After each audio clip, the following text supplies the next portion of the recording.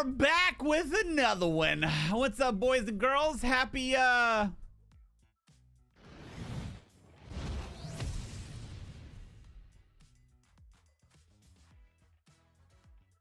Tuesday. It's Tuesday. What's up? Welcome. How we freaking doing?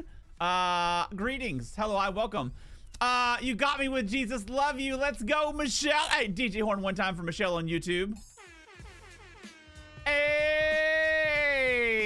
Jesus does love you. Drogan Larthel on Twitch. What's up? Welcome. How you doing? Mossberg with the K from EU. Crying Song. Hello, hi, welcome. Mark the Champion. What's going on? Larthel. Dark Fiber AK. Hello, hi, welcome. Good day, good evening, and also other times. Krypton. Who else do we got? Nitchford decided to join us early in the morning. Okay. I don't know what got you out of bed so early at noon your time, but good job, buddy. Seek up. Oh wait, Larthel said something about a dog. Oh, dog. No meetings, rubbing my dog's belly while I watch stream. Life is good. Hey, you know what that deserves? Hey, thank you, man. I appreciate you. You know what that deserves? It deserves a couple of these right here. Laying in bed, watching streams. Life is good. Wait a minute. Wait. Is fireworks more appropriate or this? Okay, not this. Maybe this. All right, yeah, that's better. That's more appropriate. That's more appropriate. Oh man, at 24, happy single to Mayo chat. Let's go, man.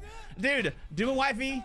I can't hear shit. I can't hear a dang thing. Let's kill that. Okay. Sheesh. Doing wifey had this big Star Wars theme yesterday for the May the 4th be with you, and she went to school with Princess Leia hair. It's pretty awesome. It was pretty awesome. It was pretty awesome. Texas in the house. Let's go, Boognish. Hell yeah. What's going on, dude? Welcome. I agree. Start the stream earlier. Dude. For me to get here before 10:30 is a miracle. Like, this is me like stressing and sprinting and hustling to get here. Like, woo. Like 10:30 is a good start time for me. My mornings are like hacked. Jason, what's up, man? How are you doing? Welcome. What's up, dude? Welcome. I got kind of bad news, y'all. Aloy's got to go to the vet tomorrow.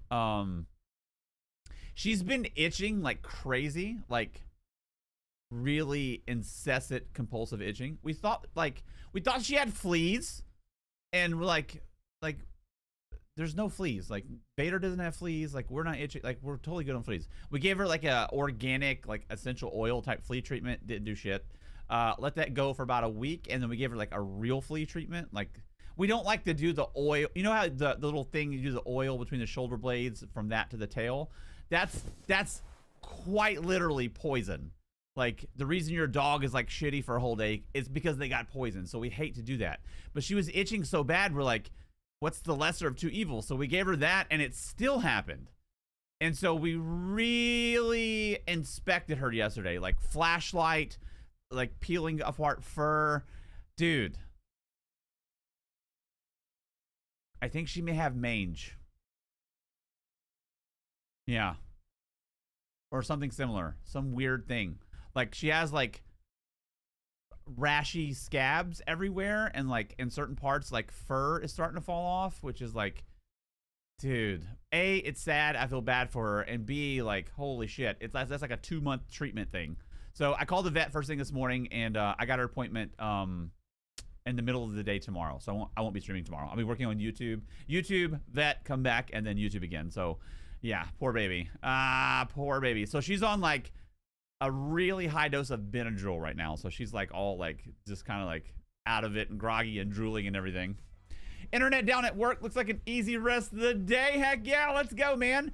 You got any builds on the YouTube for Shattered Paths? I'm working on right now, man. Working on one right now. That's what we've been doing the past couple streams. Could be allergic? Dude, 5. Buddy, we thought that as well, because we have a senior dog, and our senior dog has like 1 million supplements, and we've been giving like some of them to Aloy as well. And one of them is green. If you have dogs, Google this if you're interested in like health or whatever.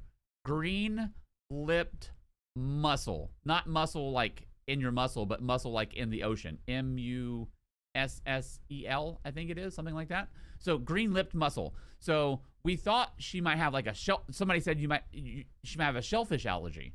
So we cut out like we cut out fish oil, we cut out the green lipped mussel thing, and nothing changed. I was like, damn it. And her diet has been the same for she's 9 months in 6 days, and we had her at 3 months. So we've had her for 6 months, and her diet hasn't changed at all. Her treats haven't changed at all. Like nothing's changed. And we thought we randomly added the green lip mussel thing because Vader's taken that for like her ligaments and everything. We thought like maybe she has some weird shellfish allergy. Like we thought that as well. And so I cut that out about 2 weeks ago. No, week and a half ago. And nothing changed. So I don't know. I'm gonna take her to the vet tomorrow. We'll find out. We'll find out tomorrow. Mussels don't have lips. Easy, lady.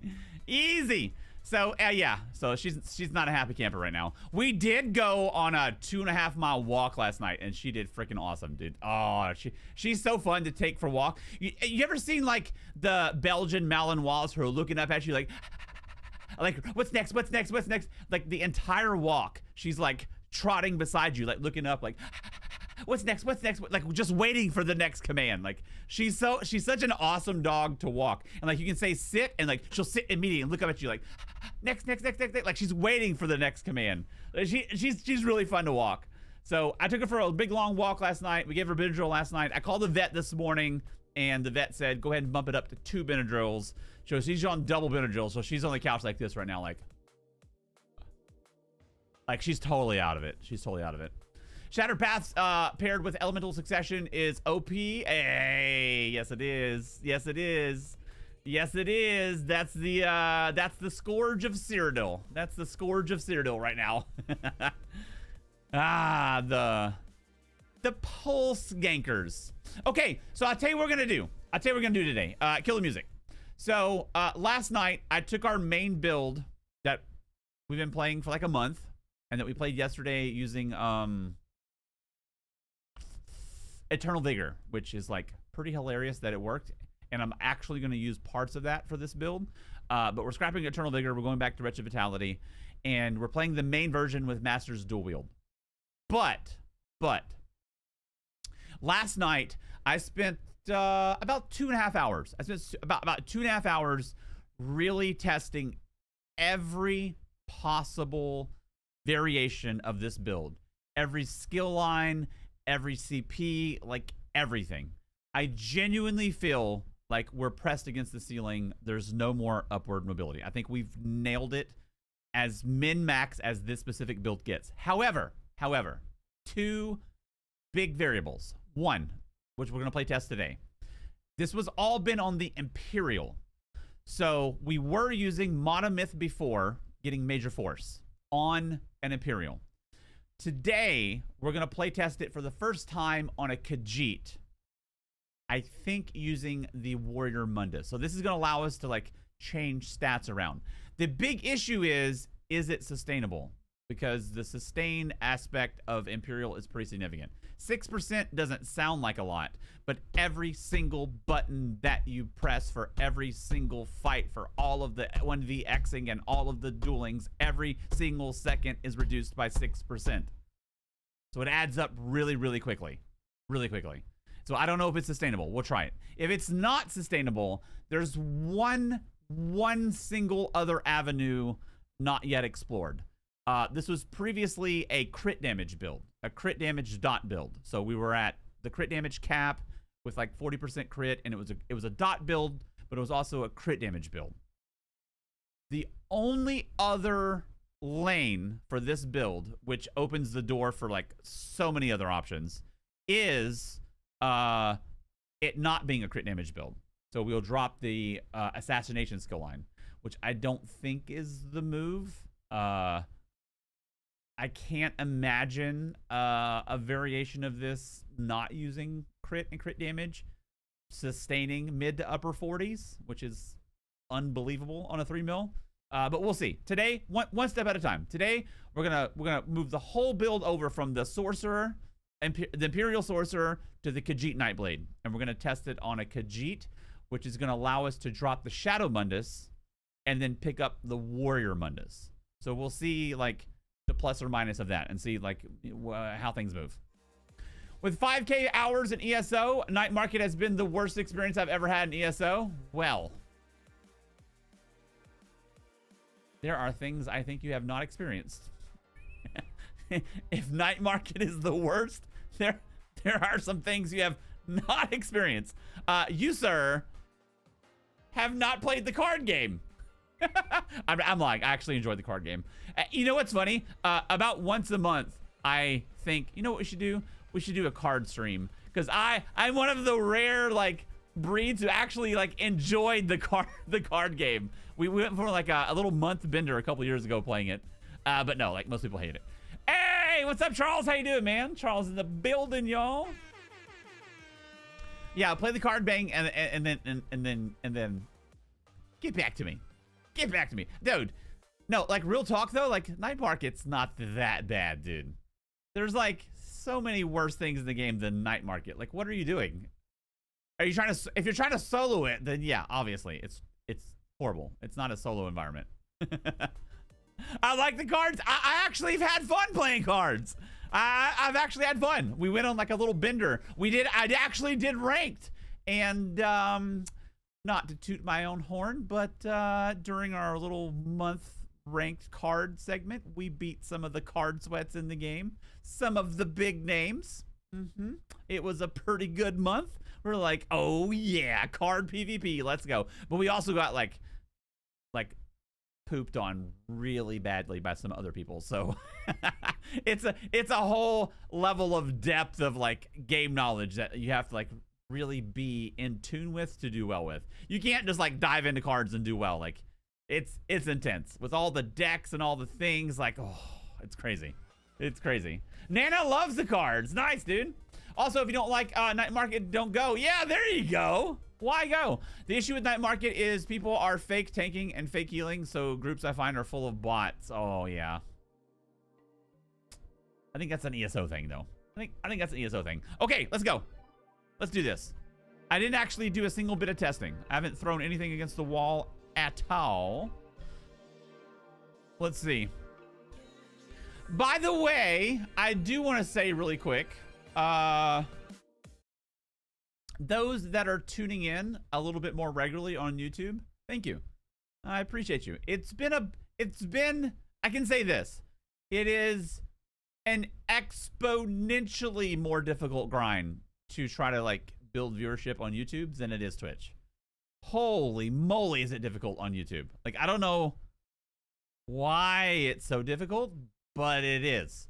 But we've been, like, our metrics have been, like, slowly climbing. So for those that are, like, watching on YouTube and, like, you know, tuning in and enjoying stream, thank you. I appreciate you. I realize, like, most of YouTube is, like, lurkers. Like, the overwhelming majority, like, don't really talk. That's cool. I appreciate you. Thank you for checking out stream. It's been nice having you. Would you prefer me watching YouTube instead? It doesn't matter. It doesn't matter. It honestly doesn't matter. Whatever is gonna bring you the most enjoyment. Twitch is better. I hate to say it, but Twitch is better. Like, it's just better. Like, no one disagrees with that. Like, there's more fun things and giveaways and interactive and all these other things. So if it's better for you to watch on Twitch, continue to watch on Twitch. But I still think I appreciate the people watching on YouTube. I don't know about fake tanks and healers, but the pug groups I've been in just seem to people running around having fun. I have not tried the dungeon or trial there yet. Yeah, I haven't either. I haven't done the dungeon or trial or whatever group instance content there is. Okay, windowed full screen characters. All right, dude, I haven't played the Nightblade in a hot minute. I'm actually nervous about this because, like, I was fairly confident that, like, Imperial was necessary. So here we go. Our first test on the Nightblade. I haven't done a single thing. I haven't even equipped the gear. So we'll do it live. I've had a lot of those. What me and my friends did was hosted 2 groups. Every boss came instantly a world boss. Not sure I understand that. I'm not sure I understand that.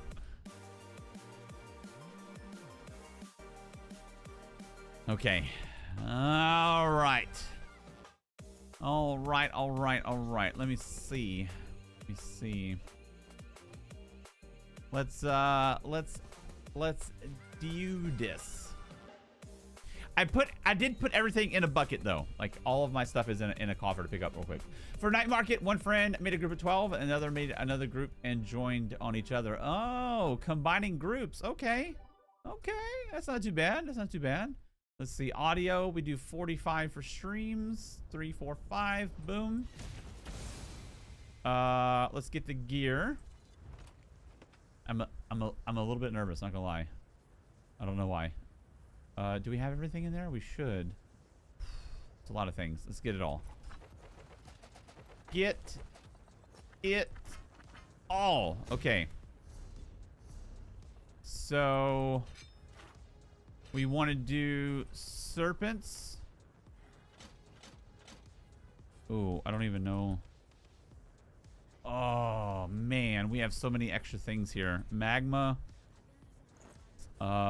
Masters. We'll go Nern Axe and a sharpened mace. You know what I don't think I put in the bank? Shattered Path. Son of a bitch. That's the last piece I didn't do. Wretched. Ice Staff for sure. I think we had Serpent Sustain here. So that's the 5 set of Serpent Sustain. So the rest will be Wretched. We need light belt. Okay. Medium gloves. Okay. Medium boots. Okay. Let me hit the dummy really fast. Let me see.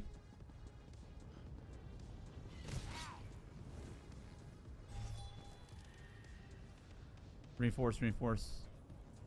Protective, protective. Nice. Okay. So we just gotta send Shattered Paths over. We gotta send Shattered Paths over. We're good. Sheesh. I forgot. I was stressing at the beginning of the stream, like trying to get everything like done really fast. Oh, we gotta update. Let's see. Our Degen Pulse Gank is back to 0. We had five deaths from Force Pulse Gank yesterday. Where is it? Sorcerer. Sheesh. Wait. Did I? Wait a minute. I don't know. I feel like that's cheating. I don't know why. I don't know how, but I feel like that's cheating. I feel like that's cheating. Sheesh. Let's go, Larzell. It's really starting to add up. It is. It is. The evidence is mounting.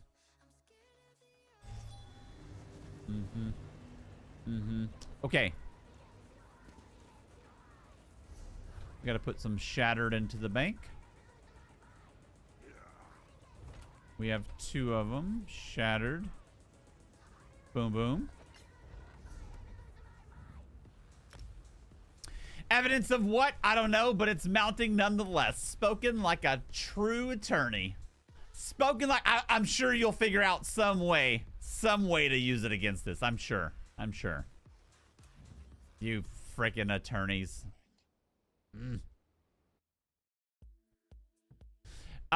Feels like you to rave. Lights flashing everywhere. Oh, I missed it. I missed it. I am the law. Hey, easy. Easy, sir. Okay, you can be the law. Uh-oh. Uh-oh. White screen of death? Huh? Huh? Oh. Ah, crisis averted. Hey, Polar, what's up, brother? How you doing, man? Welcome, welcome. Okay, let's get both shattered. Okay, shattered. We're gonna go protective. Okay. Hey, I know it's disparaging the attorneys. How goes the build? Where do we leave off from yesterday? Okay, so let me be clear. That's a great question, Polar. I'm glad you said that. So I want to be super duper clear.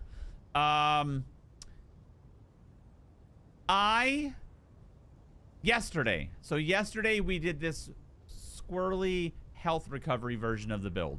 Not that it was the best version, but just kind of testing it out. So as of this moment, we still haven't got to do like the real test of this build. And I'm also pivoting before we do that again, just to see some dummy work on the build, going from Imperial to Khajiit. So yesterday, I'm going to make a YouTube video. So tomorrow I have to take Aloy to the vet. She has some like skin issue, and I'm going to try to get well, almost certainly I should be able to get the video out for the following morning to kind of explain the health recovery thing, because I think health recovery is back on the table with this new mythic.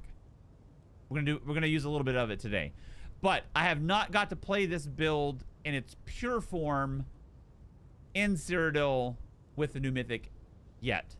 We're gonna do that today, but we're pivoting slightly, checking stats from an Imperial to a Nightblade.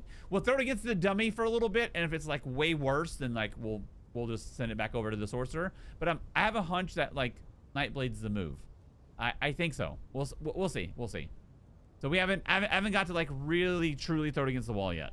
I haven't got to really truly experience like the strength of this build outside of dummy work. Yesterday was like yesterday's version was a much less damage output, much more survivability. So we're testing the true damage output today. Okay, we gotta set this up. So we go subclassing. Let's see. We want Templar, Adric Spear. We'll drop Siphoning. Okay, let's just take everything off of our bars here. Make it simple. Good. Subclassing, Assassination, Adric Spear, Stormcalling. Oh, that's it. We're done. Confirm. Easy. Yeah, so we're testing the passives. So what happened was, I'll show you why we're testing Nightblade today. With Monomyth, I'll show you. With Monomyth, we get the buff of Major Force, which is kind of a big deal for crit damage. So when losing Monomyth to add Shattered Fate, our damage goes up for sure. But I think we can push it even higher by using the crit damage passive of the Nightblade. And then that way we don't have to use potentially axes, and we can go double maces, and maybe even the Warrior Mundus. I don't know. We have to see where stats are. But I think I'm thinking if it's sustainable, Nightblade's the move. I predict it's ultimately going to boil down to sustain. That's what I think it's going to come down to. Can we or can we not sustain this with the Nightblade passives? If we can, cash money. If we can't, back to the Imperial. But either way, it's still like busted levels of damage. It's I want you to wrap your mind around this. If you've ever parsed on a PvP build, on a 3 mil dummy, it sustains mid-40s on a 3 mil. Not like a little window. It literally sustains mid-40s, and it peaks into the low 50s. I've never experienced that as long as I've been playing this game. Never. I've had burst windows in the 40s, but it fell back down to like the upper 20s, maybe 30s. This sustains mid-40s DPS, which is like quite literally never been done, I think. If it has been, I've said this in the last couple streams, please correct me if I'm wrong. And I don't mean like a ganky, shticky type build. This is a properly 34k resist, 2.5k crit resist, like over 30k HP, like proper like PvP build. Sustaining mid-40s? I've never seen it. Never. Even with Reliquin. Even Reli builds, which is like the highest single target damage set prior to this nerf, wasn't at this level. So this level of sustained damage is new. It's new. It's new in the game. Lady over Mundus? I don't know. Oh, you're talking about the pulse gank. Oh, yeah. I'm not gonna get excited about the pulse gank thing. I think the pulse gank thing is a flash in the pan, and I think it's gonna get nerfed, and it's also not my playstyle. So I'll let the degens pulse gank, and then we'll play real builds. And then when that gets nerfed and they got to go back and play a real build, we'll know what's up. We'll know what's up. Okay, let's get this set up here. So we want to go Nightblade. Let's see, assassination. This goes here. This goes here. Rather than end cap, we're gonna go soul harvest. It's okay. It's not max. Storm calling. We have crit surge here. We have this here. Okay. Adric spear. We have this there. Back bar, alliance, vigor, guild, Sigic, race against time, temporal guard, weapon, destruction, elemental. Wow, everything just kind of fell into place. World, soul. I guess we played like a similar build. What was here though? Oh, I know what it was here. Okay. No. Okay. Oh, that's fine. That's fine. That's fine. It's fine. Respec bow. You can get much higher, but we'll need sets like Null, Arca, and Drogerkin.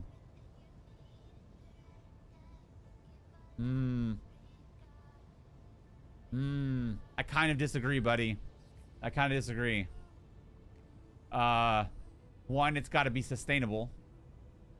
Two, having burning triple stack hemorrhage and poison not fall off with Serpent's Disdain is unbelievable damage. Unbelievable amounts of damage, especially with the new mythic. So maybe using a different mythic, but using Shattered Paths, I don't think that's gonna be more damage. I tried it with Dragon's Appetite. Dragon's Appetite is like a baby Drogerkin. Drogerkin's 330. Dragon's Appetite is like 229, something like that. So in the same ballpark. And Master's Dual Wield was more damage than Dragon's Appetite. So if Master's Dual Wield is much more damage than Dragon's Appetite, it's certainly going to be more with Drogerkin in the way that we're playing it. With the buffs not falling off. So it depends on the build, honestly.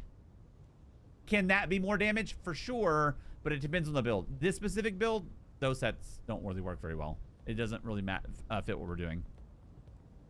Okay, bow. We'll take everything off here. Boom. Dual wheel. Let's get our passives in here. Okay. We need the hemorrhage morph.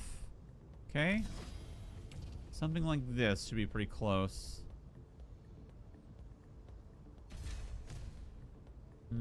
Yeah. Okay. CP. We're gonna take everything off here. I'm pretty sure I got it down. Pretty sure we can do this quickly. We're gonna go duelist rebuff.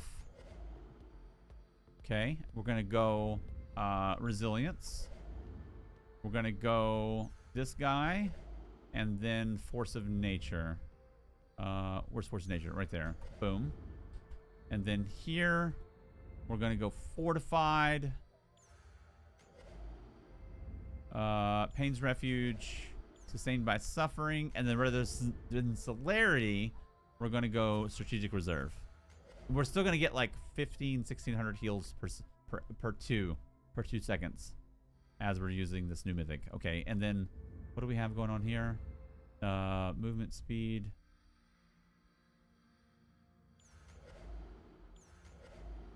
Out of combat speed. Or mount. There we go. Food should be in the bank. Sheesh. We'll go this guy, and then this guy, and this guy.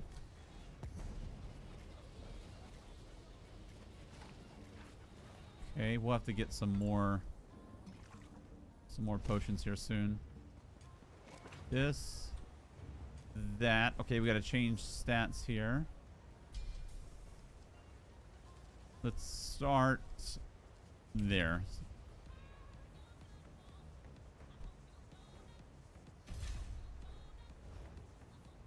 $31.4. That's pretty close. That's pretty close. All right, let me see.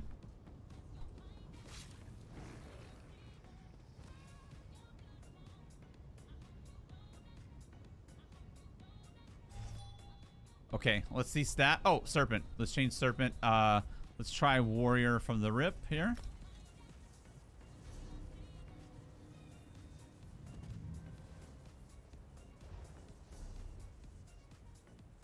Oh, didn't stick. CP is a little funny sometimes. Not CP, Mundus, I mean. Okay. Build stacks real fast.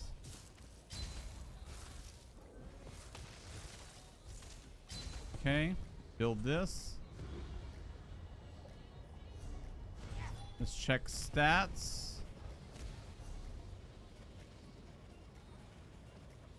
Nern sharpen, okay.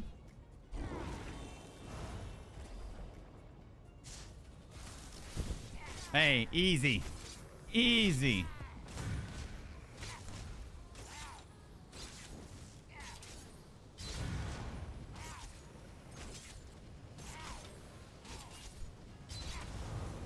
Okay, let's check it out. All this is the same. Oh. Hold on, hold on. I took a bunch of screenshots. Let me see. I threw it against the dummy this morning.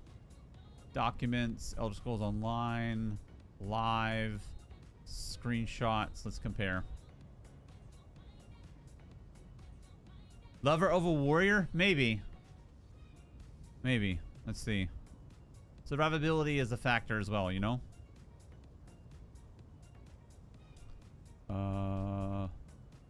Open with photos. So I actually did all three this morning. So check this out. I'll show you.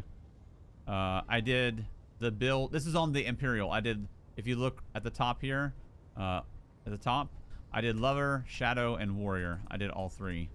So let me compare really fast. Let me compare really fast here. Shadow was the best version before the previous version. Let's see.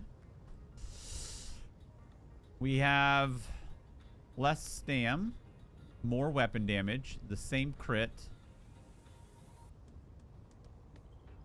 5% less crit damage.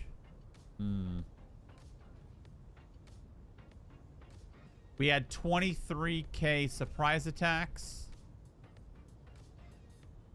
42k merciless. Okay, sundered at 8.3, sundered at 8.6, poisoned at 6.6. Okay, so poison doesn't really count yet.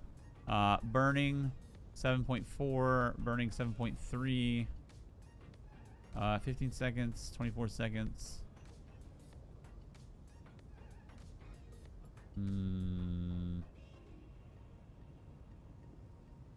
How did we end up more pen there?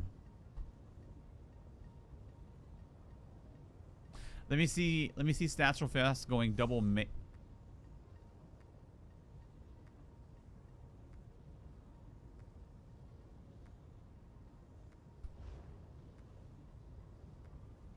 That's more crit, right? That is more crit. What if we went, let me see. Masters.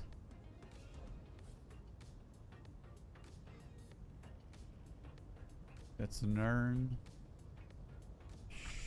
Sharpen. Let me see this real fast.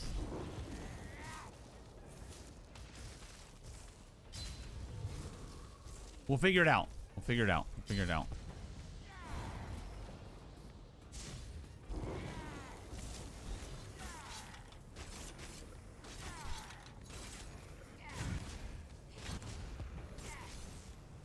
Okay. Mulligan on that. Let's delete this one.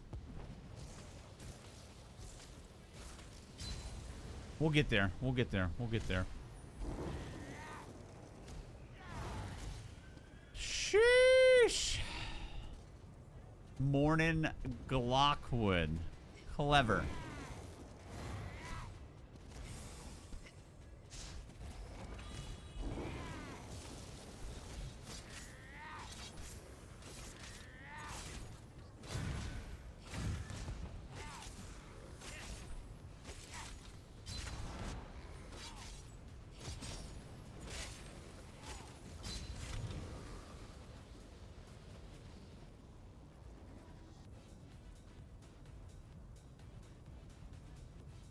Okay, so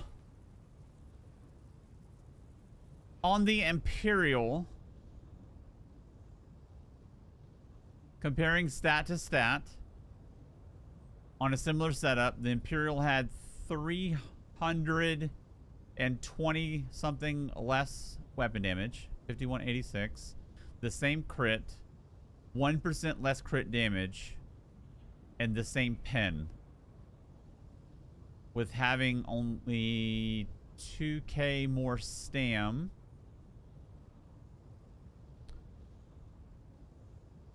With more, the higher end of surprise attack. The same average.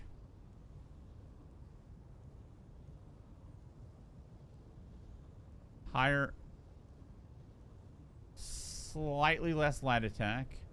42.4 on the bow proc versus no crits. That doesn't really count. Hemorrhage 9. Hemorrhage 9.4. Sundered 8.5. Sundered 8.6. Dude, every single line is better on the Imperial. Let's try one more time. Let's not just do one single test.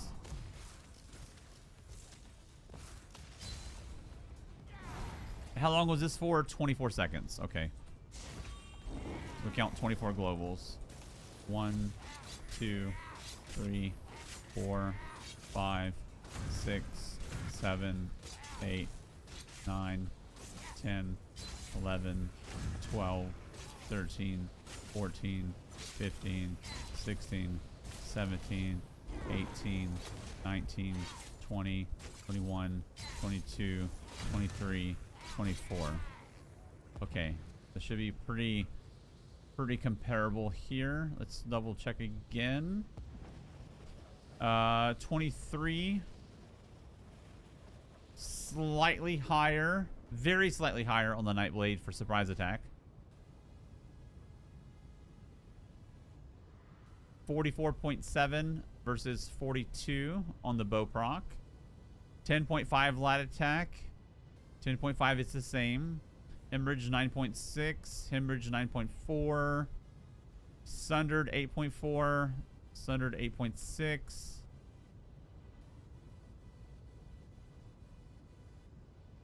Rending.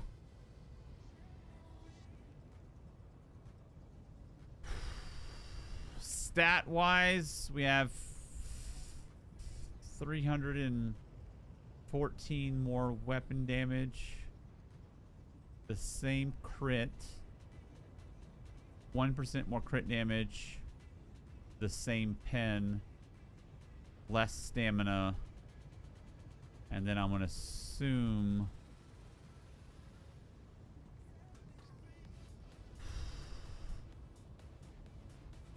Seems to be about the same. Hang on one sec.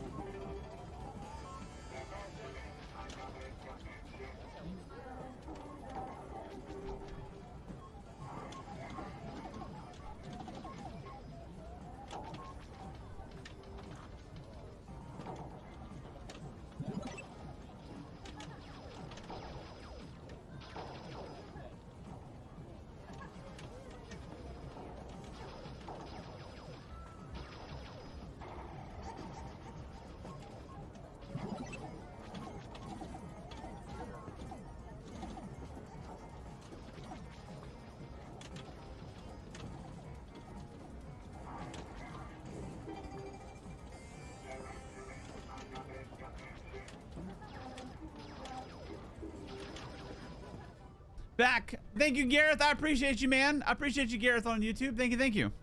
Oh, our keyboard overlay disappeared. What happened? There we go. Okay. That's about as close as you can, like, ask for. So if that's the case, Imperial is going to be better just from a sustained perspective. So let's see. What happens if we go Nern, sharpened? What's our stat wise like this? Let's see real fast. Let's see. Where are we at? So stat wise here.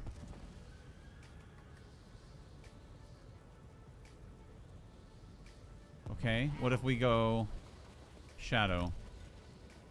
We'll figure it out. We'll freaking figure it out. Niche Slap, you're gonna bait me, and V is gonna time me out.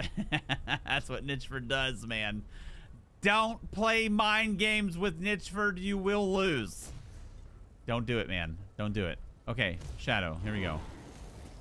Let's see stats real fast.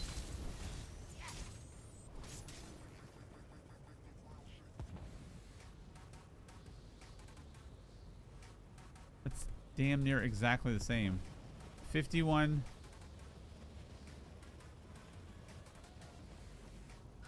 Dude, that's insane how close we're able to match the Imperial stats. So check this out. Nightblade, 5186 weapon damage. Imperial, 5186. Nightblade, 37.9. Imperial, 37.9. Nightblade crit damage, 121%. Imperial, 121. Nightblade pin, 18.4k. Imperial pin, 17.4. Imperial stamina, 24k. Nightblade stamina, 22k. Like, it seems to be like clearly the move to go Imperial. Let me throw this against the dummy really fast. Let me see.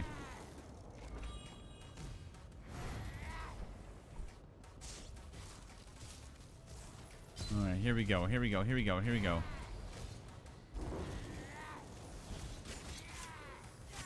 Nope. I missed that light attack. It matters. The back bar light attack is our weapon damage enchant. We want to make sure that actually happens. We don't. That. Oh. What happened to my camera? There we go. Okay. Try again.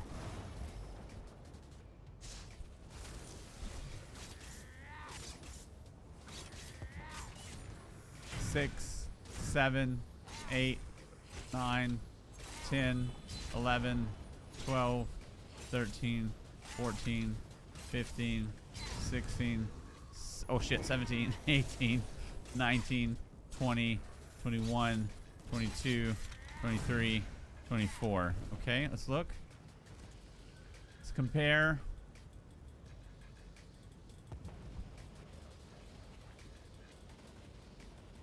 $70 stream streak. Dude, that's insane, man. Thank you. I genuinely appreciate that. That's crazy, dude. Thank you. Okay. Let's do a stat check here.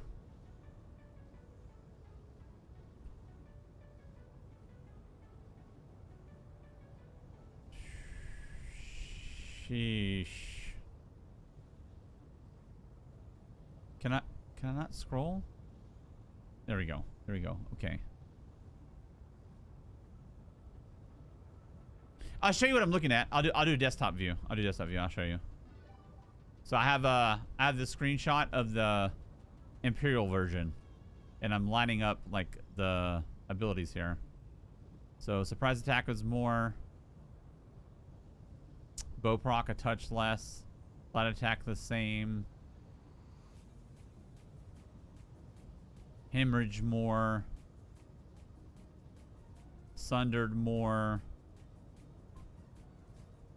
Poison more. Burning about the same. Like, Imperial's the move. Like, unquestionably. What other way could we chop this up here? We have Shadow, double maces. Did we do double axes and warrior? Let's see. Let's try. Nern. Sharpened. Let's try double axes warrior. This will be the final test. And I think it's like, it's pretty empirical that Imperial's better. Not only is Imperial better output, but it's better sustained too, which is arguably equally as important. Equally as important, like when things are this close. So kind of a big deal.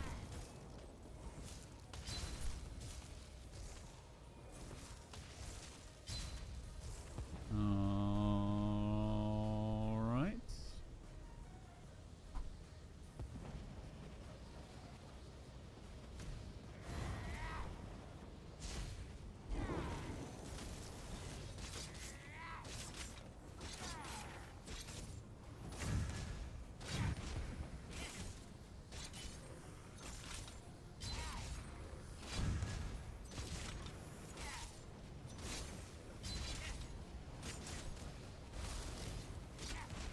Okay, this is pretty good. This is pretty good. This is pretty good. We sustained 46k. Let's compare.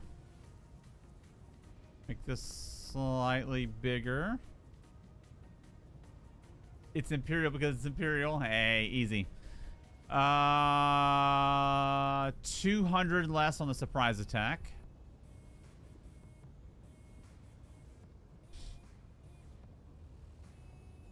$500 more on the bow proc.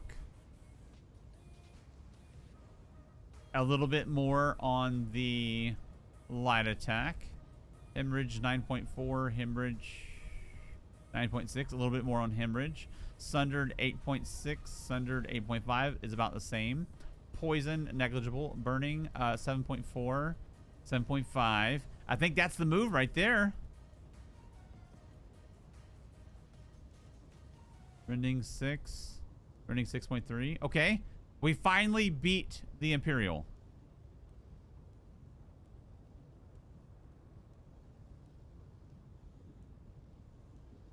Exact same pin.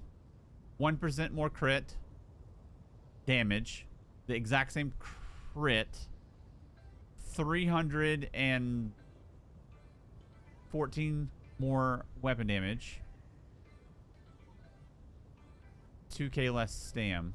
How's our health? Is our health above? Okay, health is good. This may be it. So I think this is the most Imperial comparable option here. Let me throw it against the dummy a couple times here. Let's see.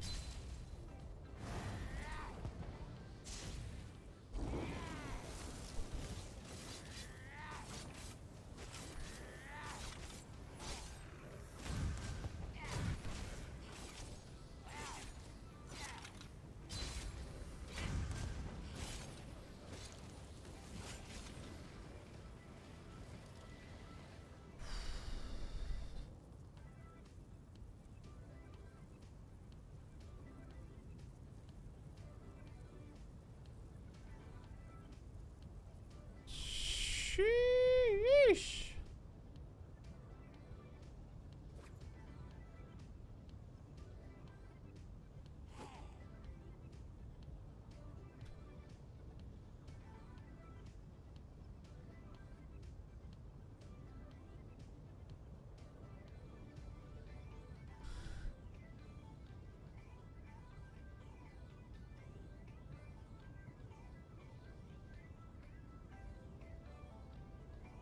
I've always had better performance with Lover than Warrior. Maybe I don't know how to read logs though. It depends on what your pin is, right? So context matters. So the resistances of this dummy is 18.2k. So that's one of the reasons this isn't like a perfect like PvP comparable example. Because like the previous version of this, our build has 20.4k resistances, which is 2.2k over pinning for what the dummy has. Does that mean it's worth this in PvP? Absolutely not, because people like pin is pin. So it's a sliding scale depending on what your build is between pin and you know, weapon damage and crit damage depending on like what you have going on.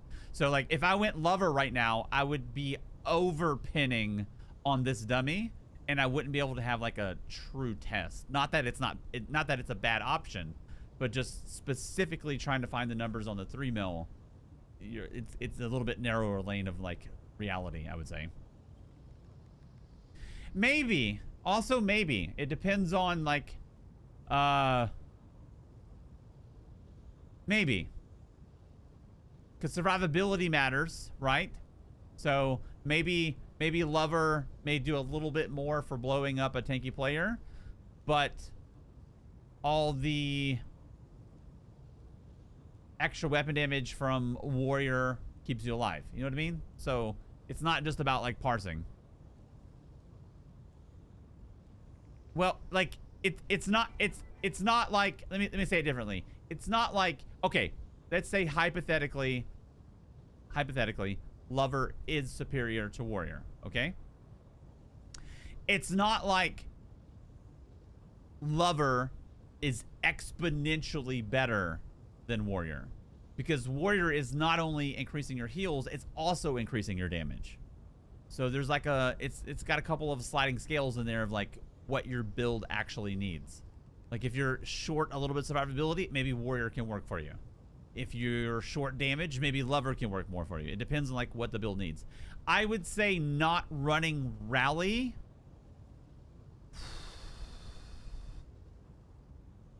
And what are we at? 34k resist? Oh, that's tough. I'd rather stay alive a little bit more than have a little bit more ability on the top end of damage at this level. I don't know. It's tough. You're not wrong. You're definitely not wrong. What is our actual pin with lover? Like 18.5 or something? Let's look. Let's look.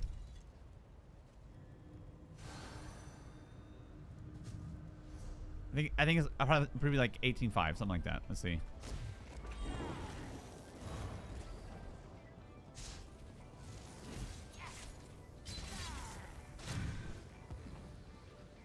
$18.9.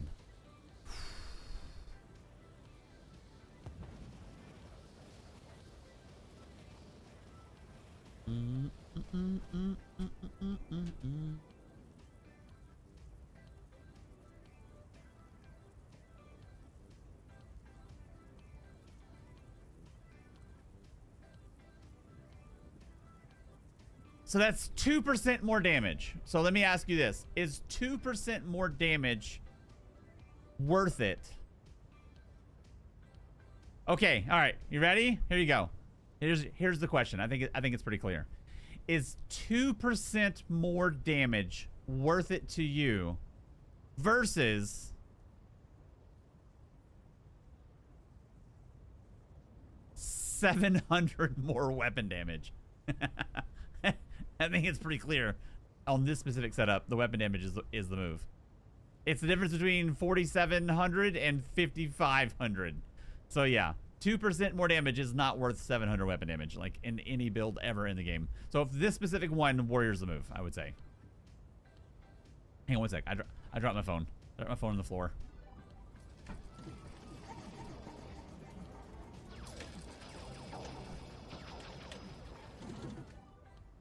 Also, wait a minute. I think something's wrong. That 700 is way too much. 700 is way too much. Let me see. I think we didn't get the back bar weapon damage enchant. It should only be like 400 and some change. Let me see.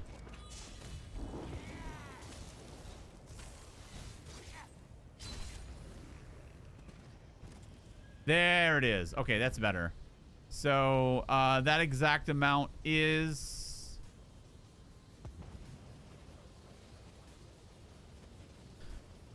Here's the question.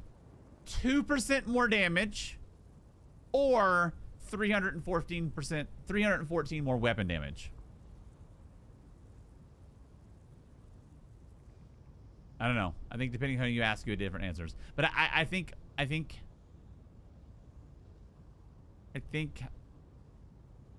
because we're not running rally, warrior is the move on this specific setup. Now, all that said, this may not even be sustainable. I don't know. The Imperial was perfectly sustainable. This, I don't know. We'll find out. We'll throw it against the wall and see. No, 0 defines.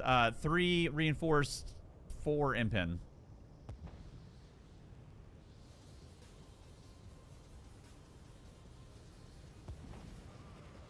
Also, the strategic reserve thing. That's something else. Let's see. Strategic reserve. Let's see what sort of benefit this is doing for us. So if we're riding at 500 ultimate, that's going to be 3473. 3473 divided by 2. 1736. So we should have 1736 health recovery. That means every 2 seconds, we should have 1,736 healing passively. Let's compare that to radiating region. Resto staff. This guy here. 10. 758 divided by 10. That's like having 1.7 radiating regens on us permanently all the time forever. That's pretty awesome. What we're giving up is celerity. So let me ask you this. What if I were to ask you, what do you think is better?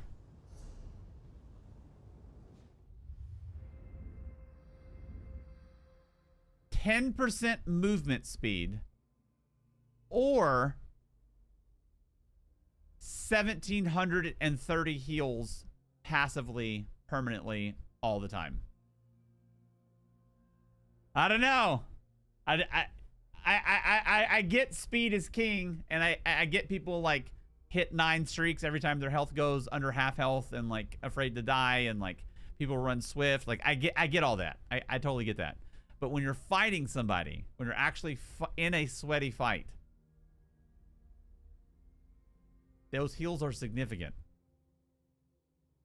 And then yesterday, I was running Strat Reserve on the Eternal Vigor setup. And how many times did we die from lack of movement? Twice in 6 hours? So yeah, if you want to have a complete session going 0 deaths, yeah, go all in on like speed and all that type of stuff. But I like a good mix of like a 1vx setup and then like also a 1v1 setup. Like there's obvious things that are better for 1vx, like Ball of Lightning. There's plenty of streamers who like permanently run Ball of Lightning because it basically makes them like unkillable. If they ever get in danger, they just ball out and then heal back up and ball back in or whatever. But if you want like a better chance in like fighting people, I don't know. I'm not sure. We already got snare removal. We got both expeditions.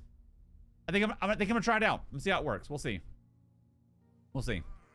I play outnumbered. I rarely get 1v1, so movement is better in my scenario. Oh, I got you. I got you. Yeah, I'm always thirsting after the fights. Like I'm constantly trying to fight people. If I see like a big name in PvP, like I'm all in. I want to do it. I want to throw hands. I want to see how we do. So yeah, I totally get that. Play style dependent. That's completely valid. I won't knock that even a little bit. Did we do the right CP here? Duelist rebuff, single target damage, resilience, deadly aim, force of nature, fortified, pain's refuge, sustained, strat reserve. All right, dude. It either is sustainable or it's not. Let's find out. Let's find out. I do need to buy some tripods here, so let's get some. Get some AP out the bank. Oh, what's up with Grey Host, dude? Where is everybody? 1 bar yellow, 1 bar blue. Gross. Oh man, that sucks. Duma, did you know there was a time where I couldn't pay my light bill? Those were the darkest days of my life. Okay, you get 3 or 4 more of those. You get 3 or 4 more of those. Dude, what is up with Greyhost right now? That's crazy. It's straight up like actually dead. Jesus.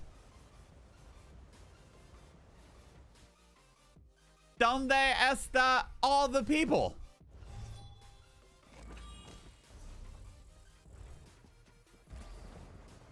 Oh, let's make sure we have passives too, just in case. Passives. Did we do dual wield? We did. Did we do destruction? We did. Okay. Double axe. Serpents. Backbar wretched. Warrior. Okay. Let's just drop a cool million. By the way, this is one of the single best introductions they've ever made for PvP, in my opinion.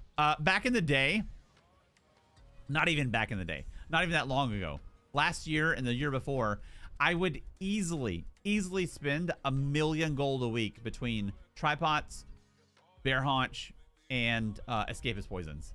So to be able to buy tripods for AP, dude, the best.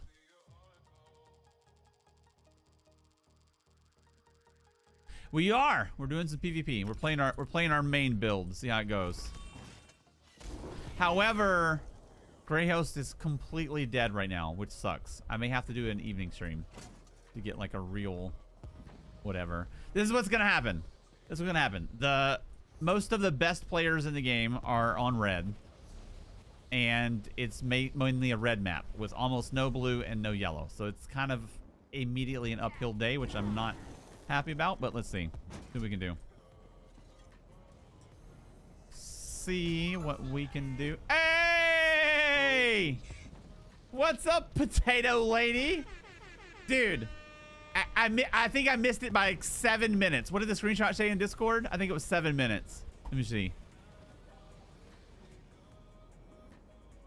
Oh, it doesn't show. Oh, yeah, 7 minutes ago. I logged in 7 minutes. As soon as I started playing, I got the...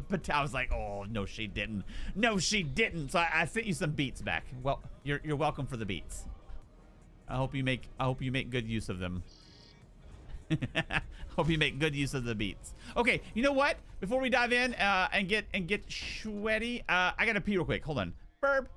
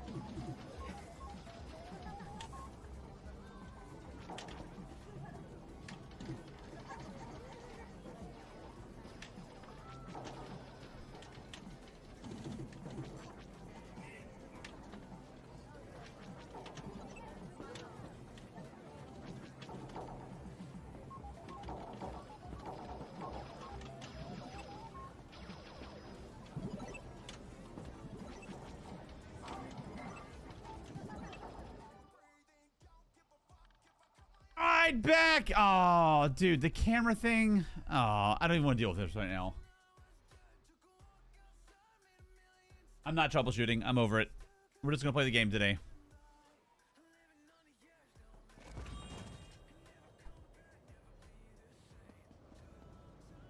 I'll get it. I'm out tomorrow. I'll get it fixed tomorrow.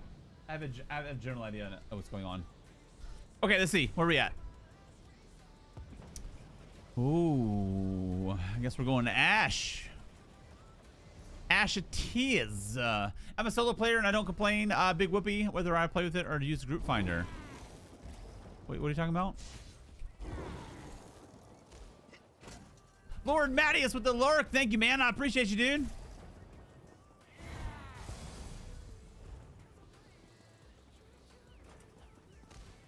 All right, let's see what we're dealing with here. The big question is this sustainable? Is this sustainable?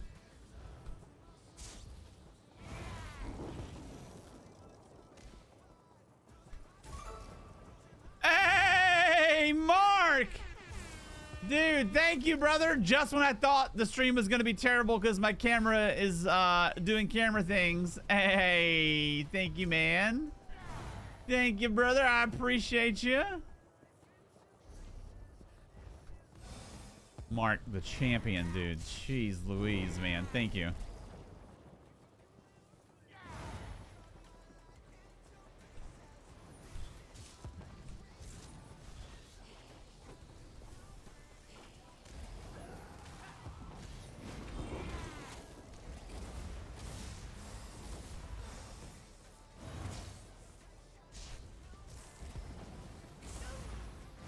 I'm getting Force Pulse behind me, chasing another Force Pulse ganker. What a time to be alive, dude. Got him.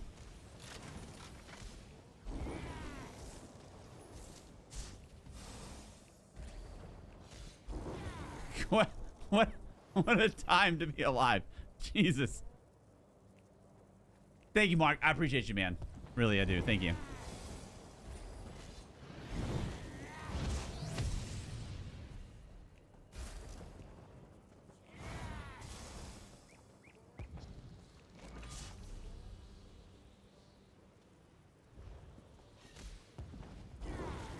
Victoria! What's up, lady? How are you doing? Victoria in the dadgum building. Let's go. Wait a minute. This mount will not do. This mount will not do. Where's our new big crazy ass mount? What's it called? What we just bought. What is it? Quasagriff? Quasagriff. It does feel like half the map is definitely Force Pulse. For sure. Hey, dude. Let them have their moment. It won't last long, so let them have it.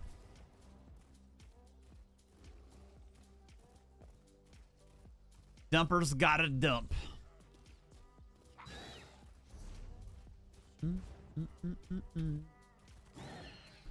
Dumper's gotta dump.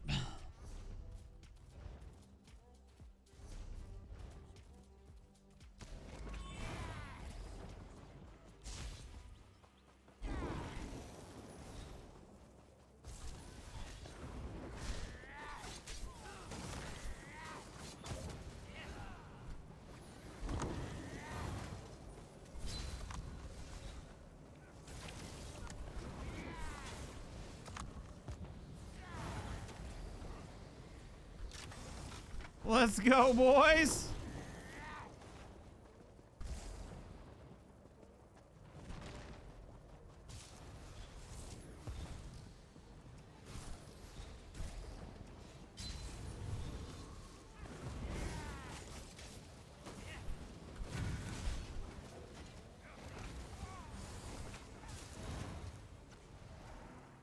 I'm gonna have it since all I'm doing right now is on the night market. Nice. I mean, it's obviously not gonna last indefinitely. So we'll let those that need to play that build to like have fun and do well have their moment. I'm not gonna hate on it. It's clearly a 0 TTK thing that's not intended. So we'll see how long it lasts.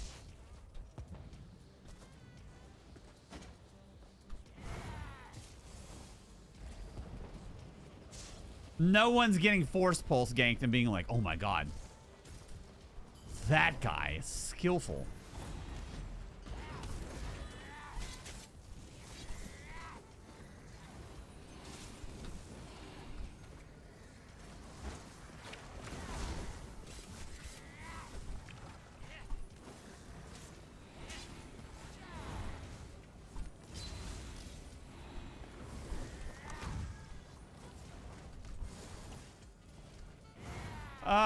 Oh, I'm getting guarded. Let's go, dude. Thank you for the guard.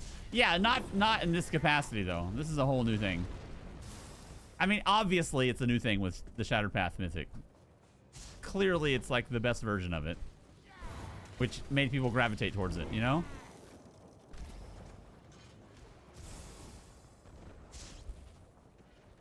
The snipe into Force Pulse thing definitely has been around, though. I'll give you that for sure. That's been a BG thing for a long time.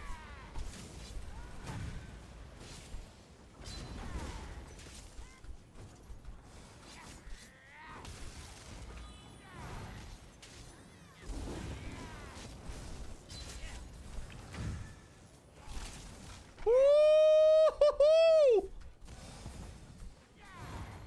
Yeah, exactly. The new method may go even crazier.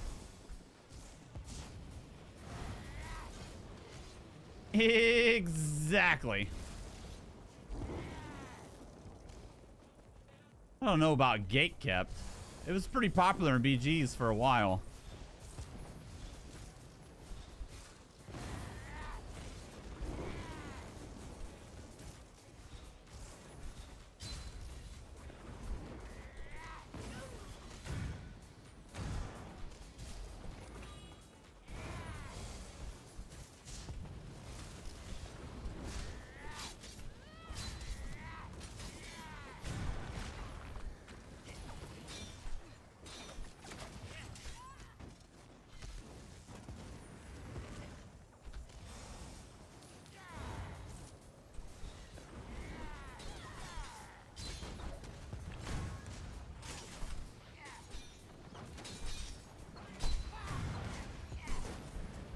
Oh, I had that. Mr. Interfere. Mr. Interfere there.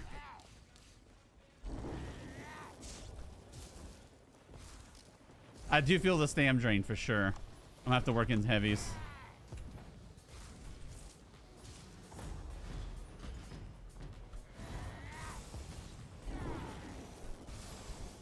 Sounds good, Victoria. Appreciate you, lady. Thank you.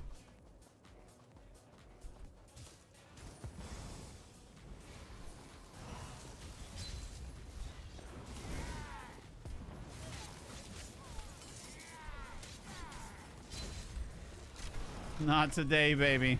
Not today. Probably not ever.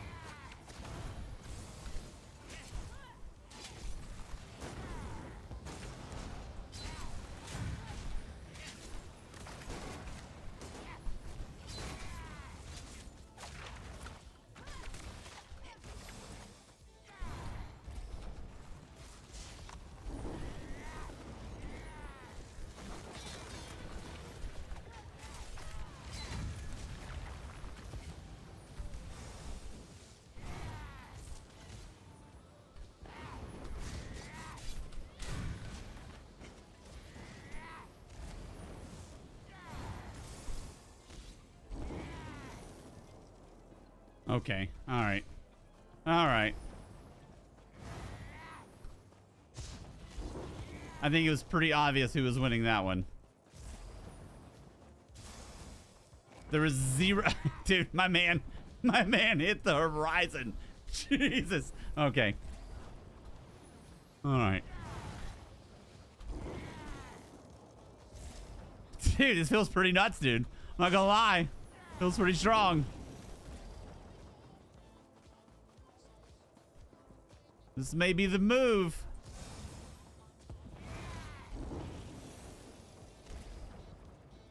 Do we call this the strongest non-DK build in the game? Dare we? Dare we say that?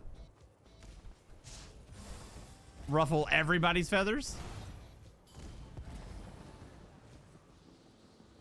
Serpent's new mythic, Wretched. Master's dual wield. Here.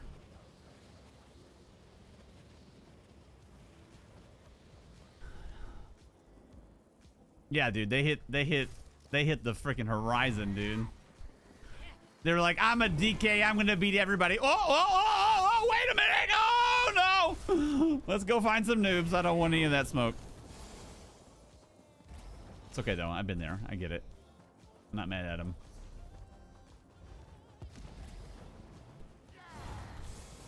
I think we're in final form. I think we're in the final form of the build. This is it. Imperial or Khajiit both work. I'm pretty sure Imperial's slightly better due to sustain, but they both are absolutely chopping.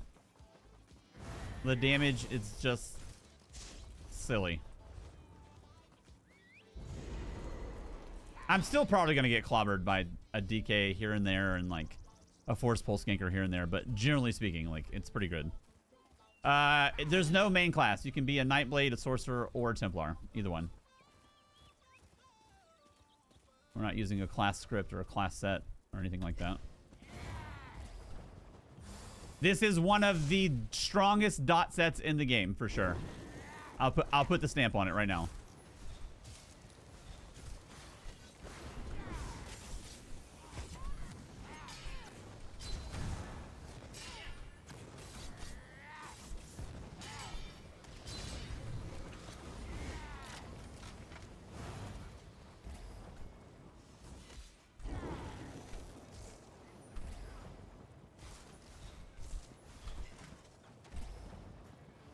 Oh, I got this guy's number, dude. I'll fight him again for sure.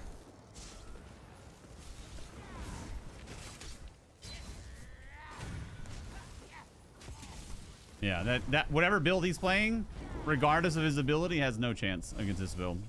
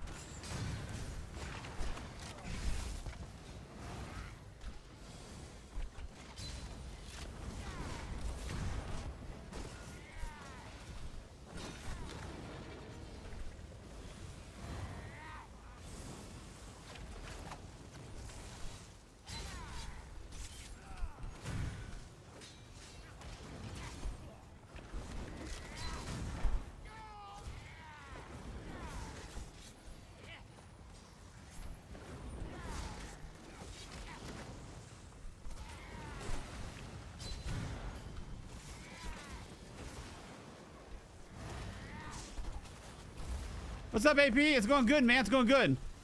Really happy with this version of the build, man. I think we're in the final form, dude.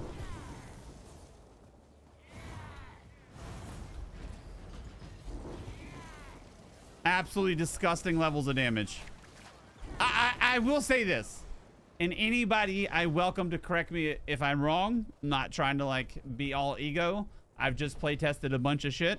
I do feel when it comes to playing solo and Cyrodiil, this is one of the best versions of a dot build in the game right now today. for sure. There may be one a little better at dueling or something like that, but as far as like a well-rounded version, like it's literally incredible.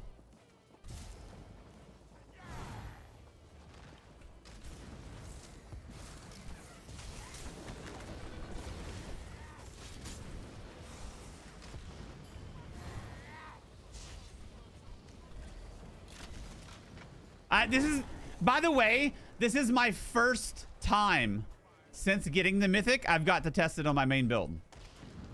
This is my first single instance of testing this. It's crazy.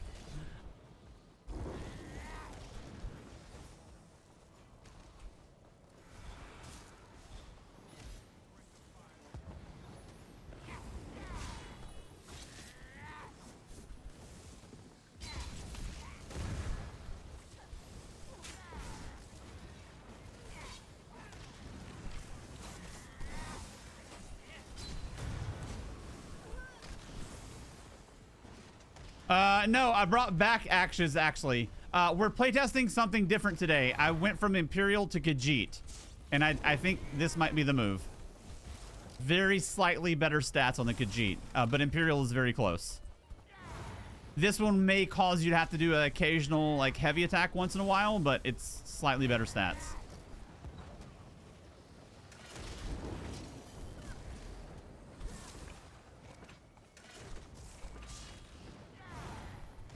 Yeah, everybody running like triple swift and like ball of light, like it's so unnecessary, dude. You may die like once every few hours, but like, dude, such a, I'm not saying speed is not king, but like people go way too hard investing in speed. I think it's like mainly a streamer thing to like not die on stream and go like 0 at the end of a session, you know, but like it doesn't mean it's a better setup. Double expeditions is totally fine. It's plenty. With the snare removal. Again, you may die here and there, but like anything more, like you're just kind of tryharding a 0 kill stat, which I don't think is worth it.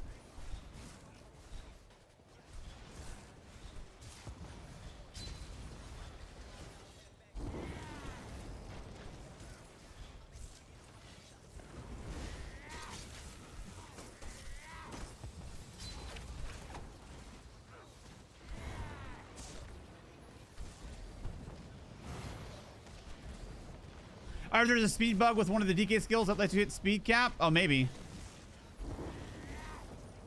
I'm not knocking the viability of speed. Hey, thanks, dude. I appreciate you. I'm not like knocking the speed thing. Like, speed definitely is king, but like people go way too hard with it.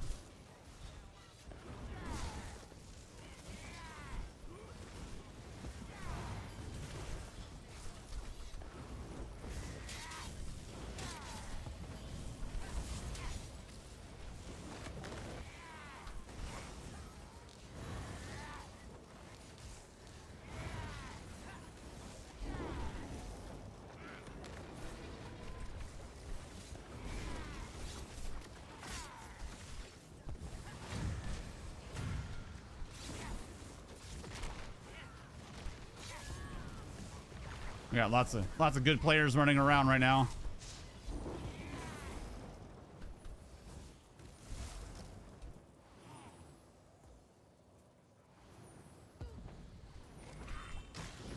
Careful on that res, dude. Careful. It's looking ugly. It's looking ugly.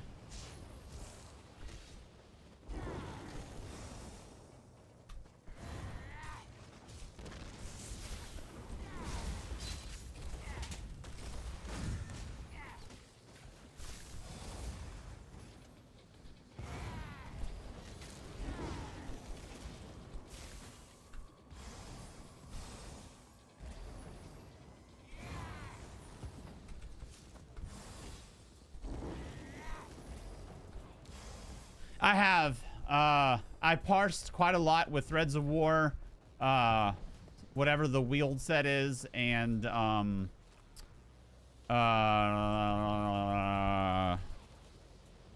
on.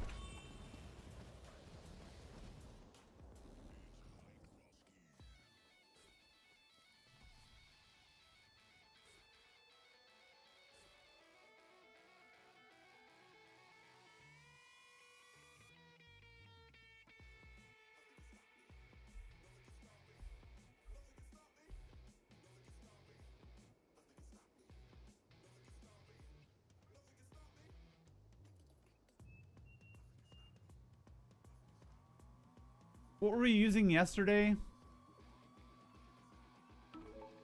Thanks for the follow, dude. Appreciate you.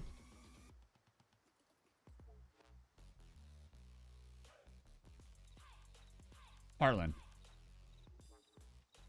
So I don't know how it plays into PvP when it comes from just generating status effects. Like, I have multiple Warden builds in the 134, 35k range using Heartland. Heartland was more status effect generation than Wield and more status effect generation than Threads of War. I don't know how it ties into PvP. I didn't necessarily like specifically try to like find the PvP version, but when it comes to like straight up really, yeah, here I'll show you. Here, I'll share from yesterday if you missed it. I did a whole bunch of parsing this weekend with the new Warden. I'll show you what I came up with.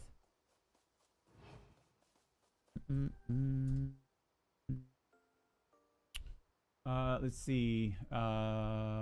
Documents, Elder Scrolls Online, PTS, screenshots.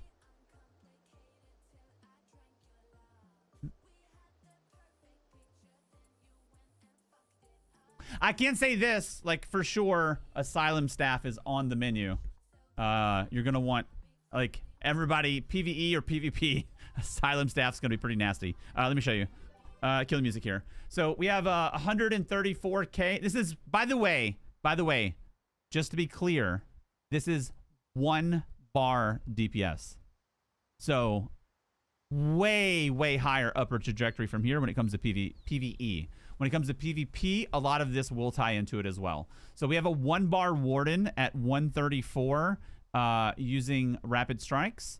And then we have a better version right here using Force Pulse. So Force Pulse Warden with 1 bar is 134k. Well, that may not mean anything to people who are just mainly PvPers. But that should tell you that there's something in this sauce that shits out an enormous amount of damage, what can easily be applied over to the PvP side of things once you nip and tuck things around. So there are some things like to change around. I'll show you the setup. So I tried Threads of War. Threads of War is not good. I've tried Wield. Well, not good is a wrong term. Threads of War and Wield is less output than Heartland. Heartland is better than both Wield and Threads of War. So the setup that we had that actually did that much crazy ass DPS was actually something really surprising. It was Heartland on the body, Ice Heart monster set, which wouldn't apply for PvP, and then the Asylum Staff with the new Mythic. So new Mythic, Heartland on the body, Asylum Staff, Ice Heart monster set, which means we do not have a second 5 set.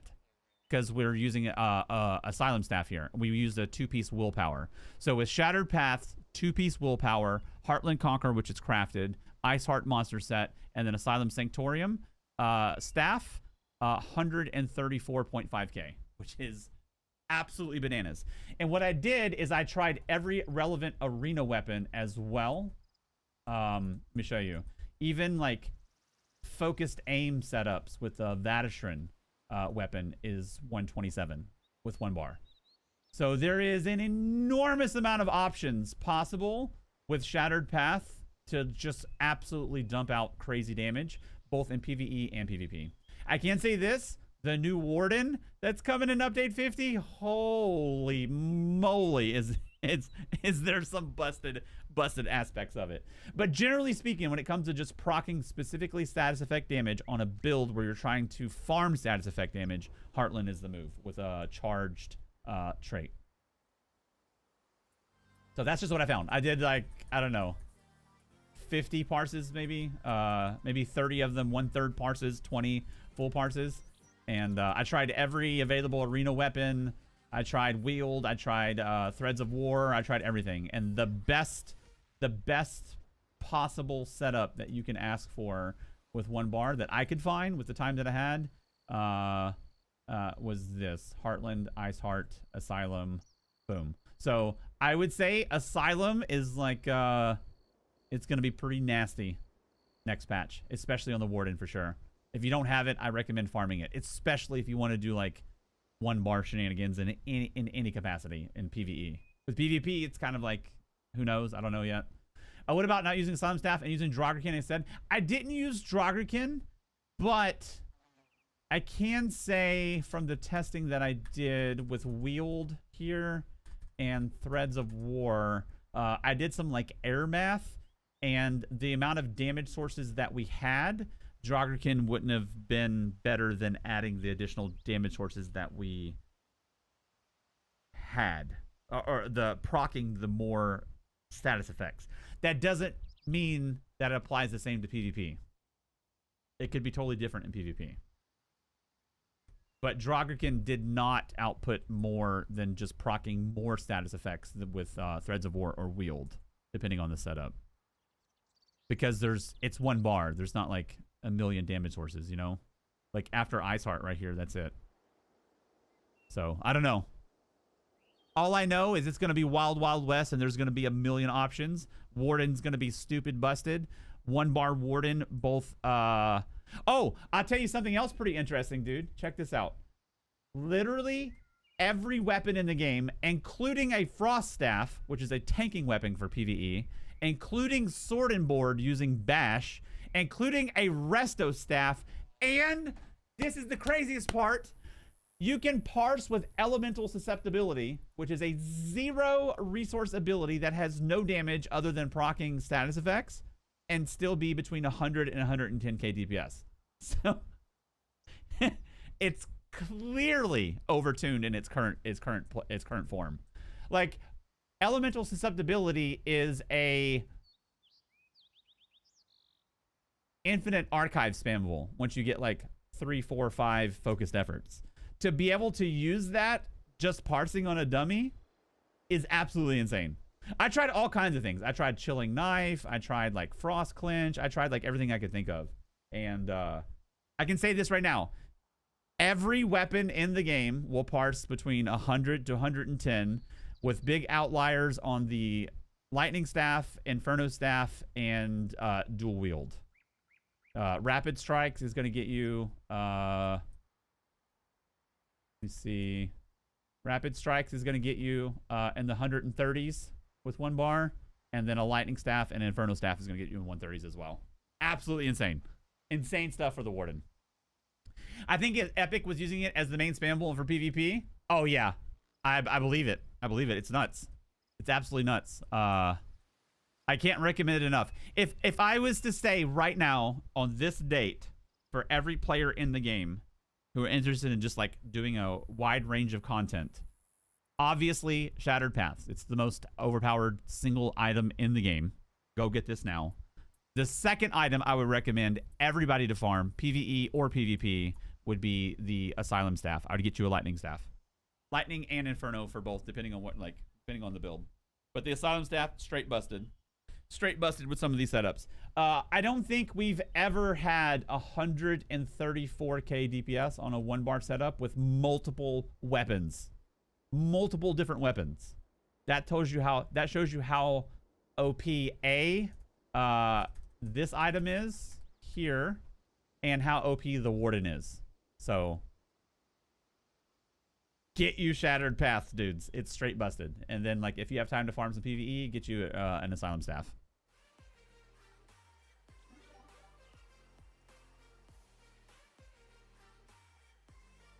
Also, I know some people are like reals like sticklers for proof, which I totally get. I'll show you here. Here's the parse video. You can see parse, parsity, pissity, parse. There you go. 134. And that's the setup. Get you Shattered Paths, get you Asylum, and you can do like trifecta level, borderline trifecta level 1 bar DPS, which is freaking nuts, on one of the easiest weaving abilities of Force Pulse, which is crazy.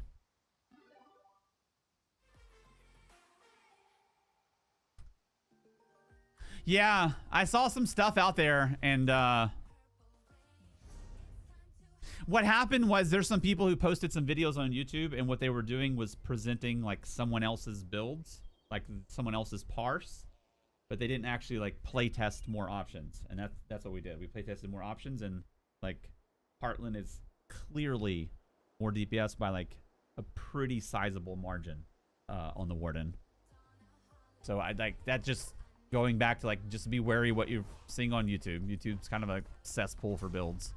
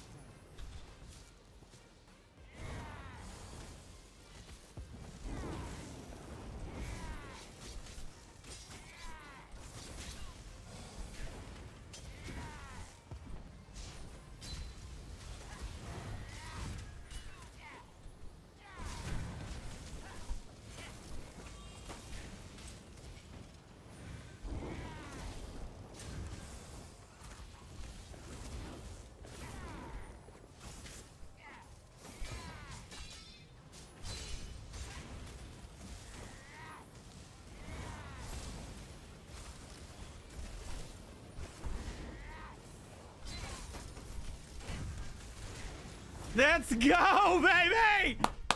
Woo! Ah, this build's too fun, man. Too fun. Sheesh! Nobody expects that pressure. Nobody. Hey, you two, man. You two, man. Good fight, brother.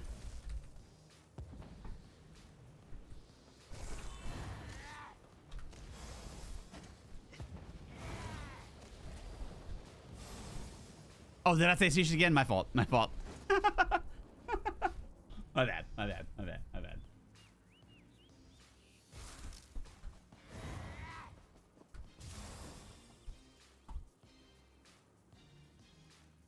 I didn't even realize I had, I didn't even realize I was online. I'm usually offline in Cyrodiil. I'll leave it on. I'll leave it on.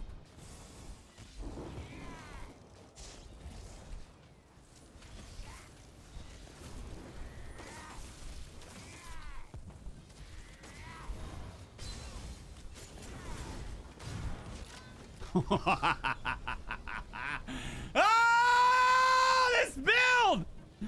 Woo!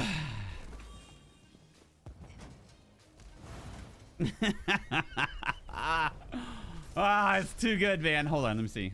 Whisper at the good fight.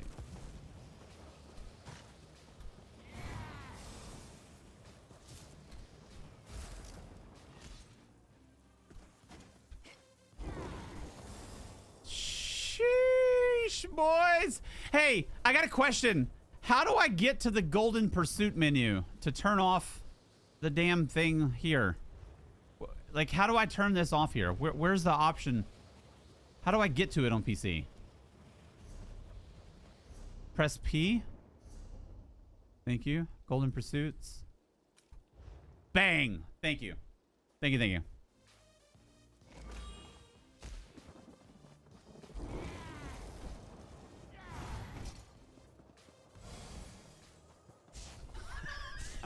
Was that you, brother? Hey, good fight if that was you, man. Good fight if that was you.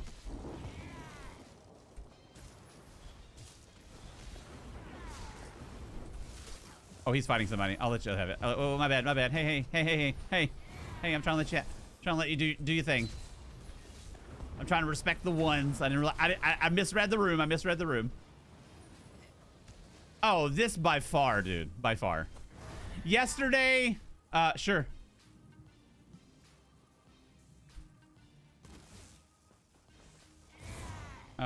Clean them up real quick.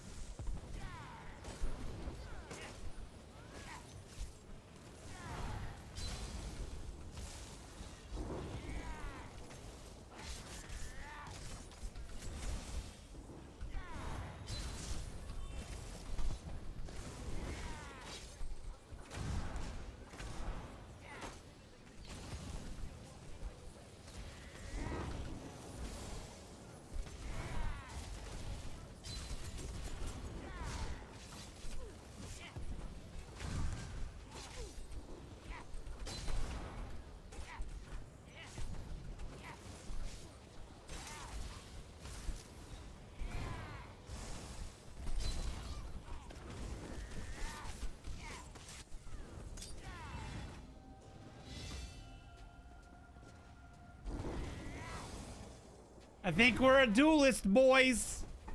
I think we're a duelist now. I think we have one toe in the conversation.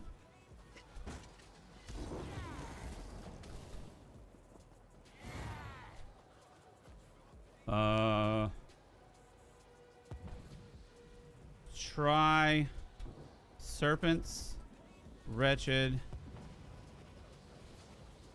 masters, dual wield on imperial, Khajiit, +1 piece magma.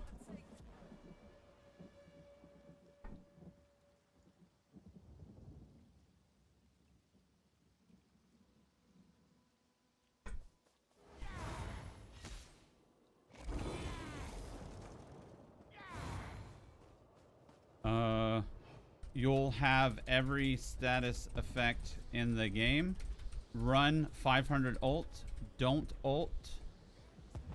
And here is the sauce. Use strategic reserve CP. Strategic reserve OP confirmed.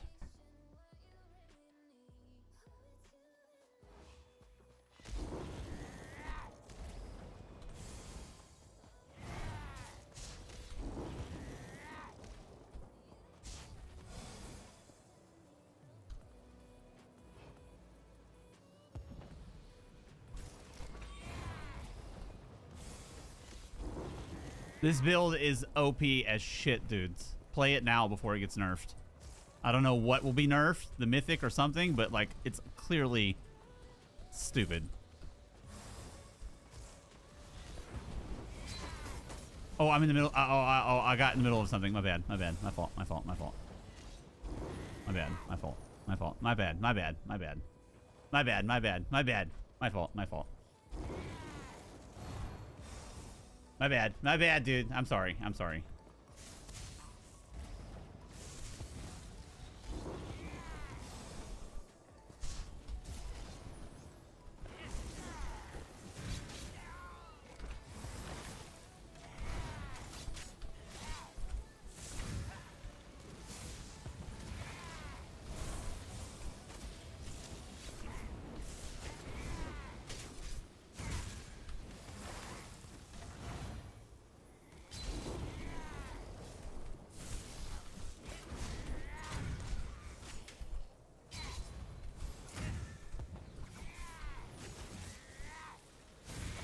Oh shit.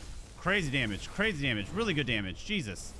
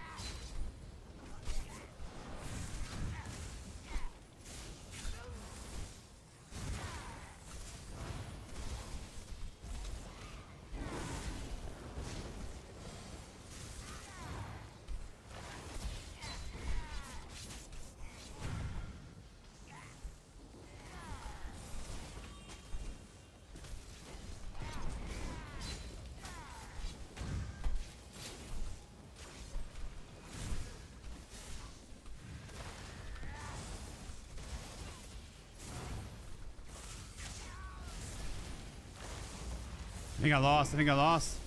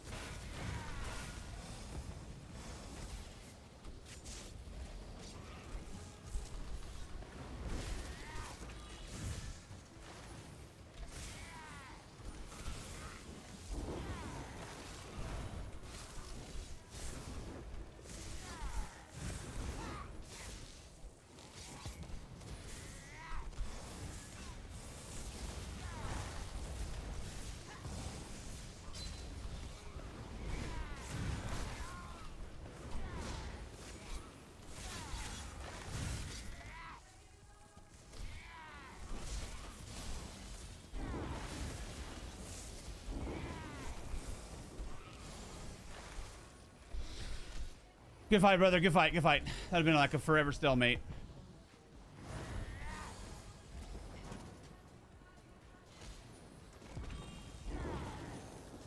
Dude, I'm either beating everybody or holding my own versus good players, which is like, it feels really good, dude. It feels really good. I'm really happy with this build.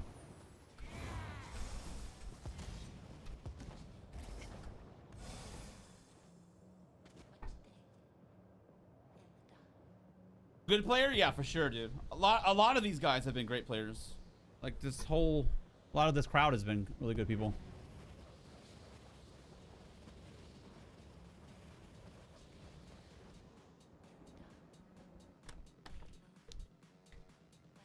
Oh, GG Reed.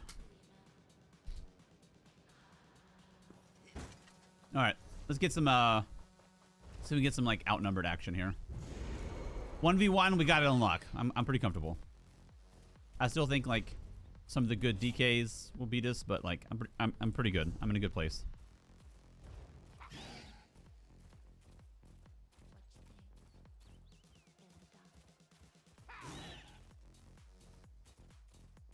Pro tip, it won't be a stalemate if you just do more damage. Hey, easy.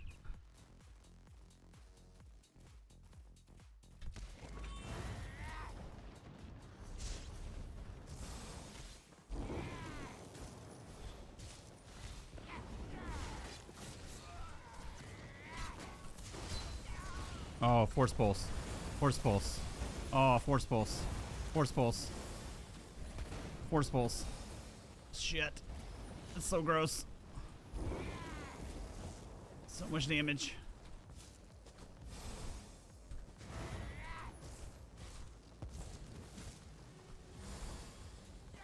This is Quentin. This is the main version of the build. So far, it's been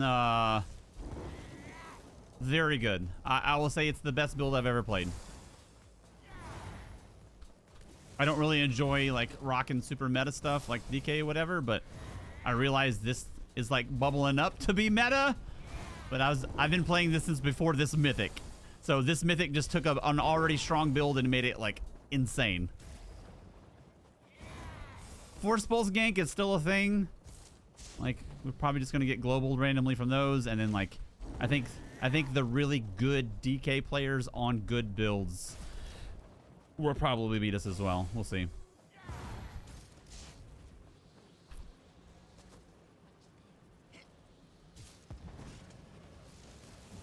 Same build, new mythic on a Khajiit.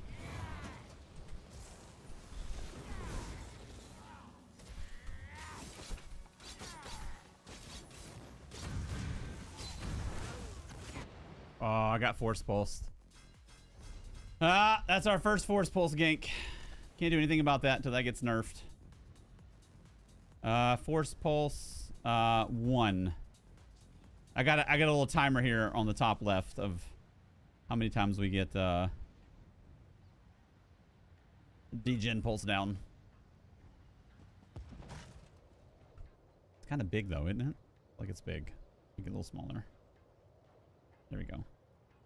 Gotcha. Missed most of the stream. Hey, all good, man. All good. I'll make sure to post this VOD. And I'm gonna post 2 videos.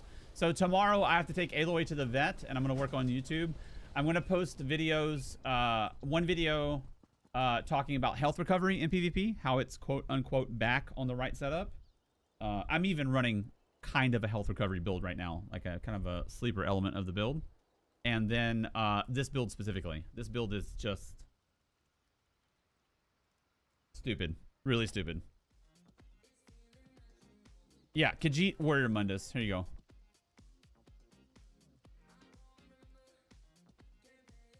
Oh no, we're not lover. Are we lover right now?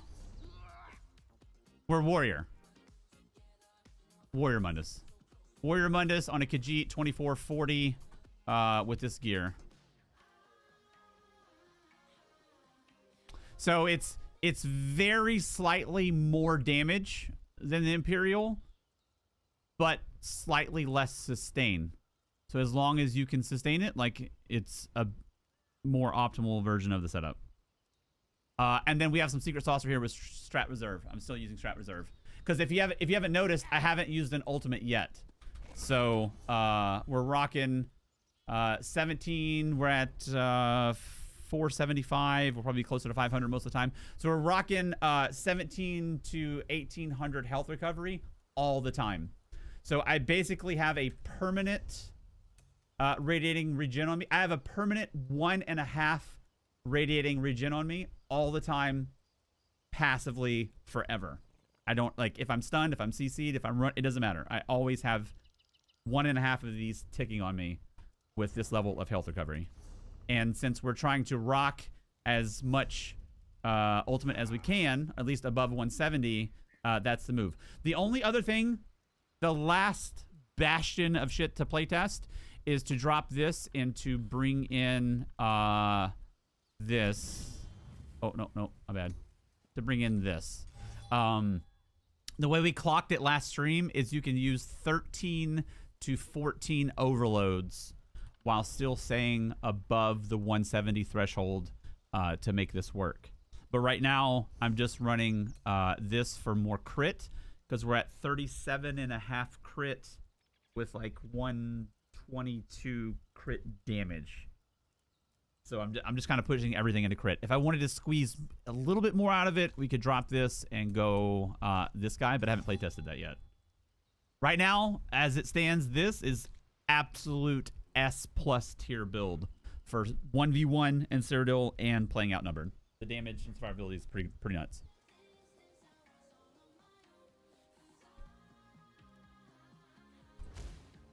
You need to have RIP, BR back, and sheesh counters reset after each stream. Oh no, dude. People were really loving it before because they had RIP in the like over 1,000. And so they were really like, people were like really getting a kick out of like how high the RIP counter could actually get. So I guarantee you, other than maybe somebody who watched last stream, nobody is running the CP. Nobody. I guarantee you there are 0 people in Cyrodiil right now with this slotted. I bet you all the gold I have on the PTS. And it's stupid OP. Like, it's people think that like you gotta have a burst heal, right? But look at this. We got Vigor, we got Soul, we got Crit Surge. We're running triple heals. And then we have a 4th heal. 4.5 heals, I would say, from Strategic Reserve. Because you're getting 1.5 of these on you at all times. And we've lost 0 damage. 0. The only thing we lost was celerity. That's insane. Literally insane. Could still get that high in one stream? It's true. It could, for sure.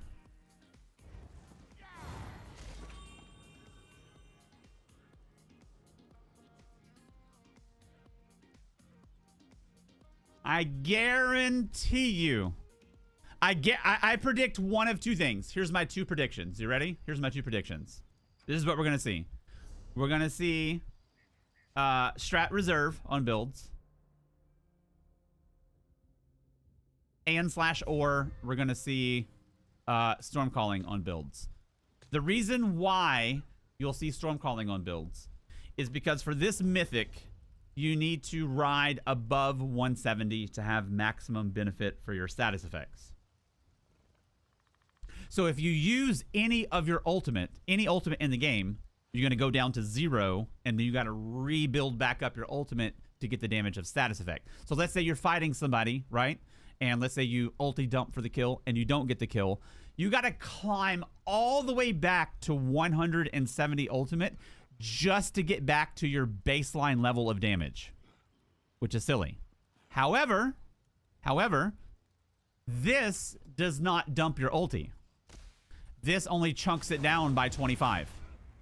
So you can pop off 13 to 14 of these in your build and then cut it off right there, and then boom, you're still above this threshold to use. So in my opinion, that is the best ultimate in the game right now for this mythic, because you can both capitalize on the mythic, not lose any of the pressure of the mythic, and still have pretty solid ultimate damage as well. But what I'm doing is something slightly different. I'm not using my ultimate at all. I'm just riding the extra crit from this, and then Strat Reserve here. Kind of crazy. Kind of crazy, weird, goofy, min-max stuff we got going on, man. I'm digging it. I'm loving all the new weird stuff. It's fun. What's up, Naughty Nights? How you doing, man? Bear ulti too? Oh, AP Game Boy. There's a caveat to the bear ulti. On the PTS, on the next patch in the PTS, this has been changed. So they added new verbiage to this. It says, here's the TLDR. If you're fighting against players, the damage is cut in half. And then if you're using bear, they have it where the damage is divided by 1, right? So if you're fighting in PvE, the damage is divided by 1, which is no change. If you're fighting a player, it adds another 1, which is divided by 2. If you're using the bear ulti, it adds another 1, which divides by 3. So if you're in PvE and using a bear, your status effect damage is divided by 2. If you're in PvP and using a bear, your damage is divided by 3. So it's not worth it. It's kind of weird. It's a weird sliding scale on it. Yeah. Well, specifically bear. Only bear. That's the only verbiage that it says. It says it's 1, 1, and 1. Divided by 1 as base, which is the same damage. Divided by additional 1, which is 2 if you're playing fighting against a player. And divided by additional 1 if you're using Savage Guardian, which is the bear ulti. So if you're using bear... Now having said that, kind of interesting. I'll show you here real fast. Let's see. This here the parts that I was showing you guys earlier on the PTS, doing 134K with 1 bar, that's with the bear. So that's what I was saying in Discord. Like, I feel there's more room for this to have a higher ceiling with not using the bear and having like even more of an output. I don't know what it is. It's my first day parsing with it.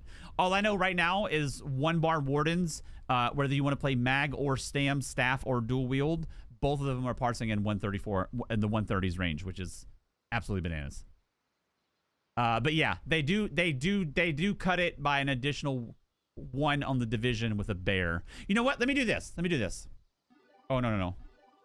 Let me do this. I'll log to the PTS and I'll get you take a screenshot of anybody who's interested of the exact tooltip, because it may help you with your builds. Let me log over really fast.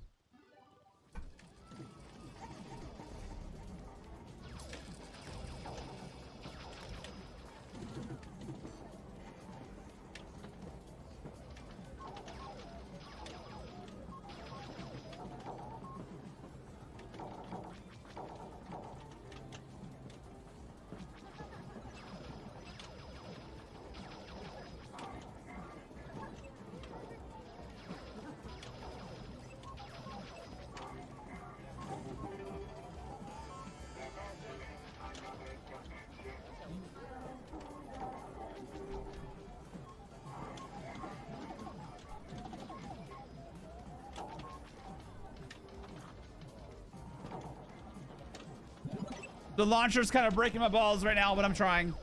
I don't think I'm launching it now. I think we're good.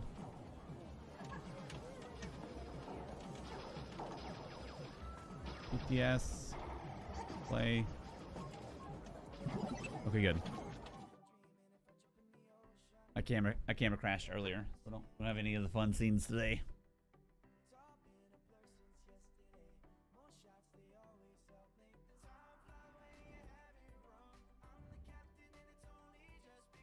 Come back and solve devil math happy times. Just bear, it was all pets, but they rolled it back to change the stork pets, and now it's just bear. Oh, gotcha, man. Gotcha. I'll show you the exact tooltip of the thing. I realize like the way I was saying it is like really confusing, but like having a visual like helps for sure.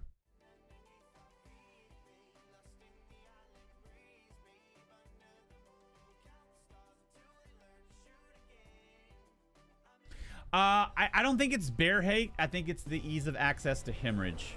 I think that's what it is. Here you go. So if you look at the bottom half of the first paragraph, it says, well, I'll just read the whole paragraph. It says, increase the damage you do with status effects by 1% for every 1 ultimate you have, up to 170%. This effect is divided by 1, so which changes nothing, plus 1 if the target is a player. So 1 plus 1 is 2, so you divide it by 2. Plus 1 if Feral Guardian is active, so divided by 3. So if you're using a bear in PvP, your status effect damage is divided by 3. If you're using a bear in PvE, your status effect damage is divided by 2. Now that doesn't mean that like it's broken and busted, as evidenced by what I just showed you. I think all of these screenshots were actually using a bear here. Let me see. Documents, Elder Scrolls Online, PTS, screenshots. This is what I was doing this weekend. I was doing a whole bunch of parsing. I did quite a lot. I'll show you for those that missed it earlier.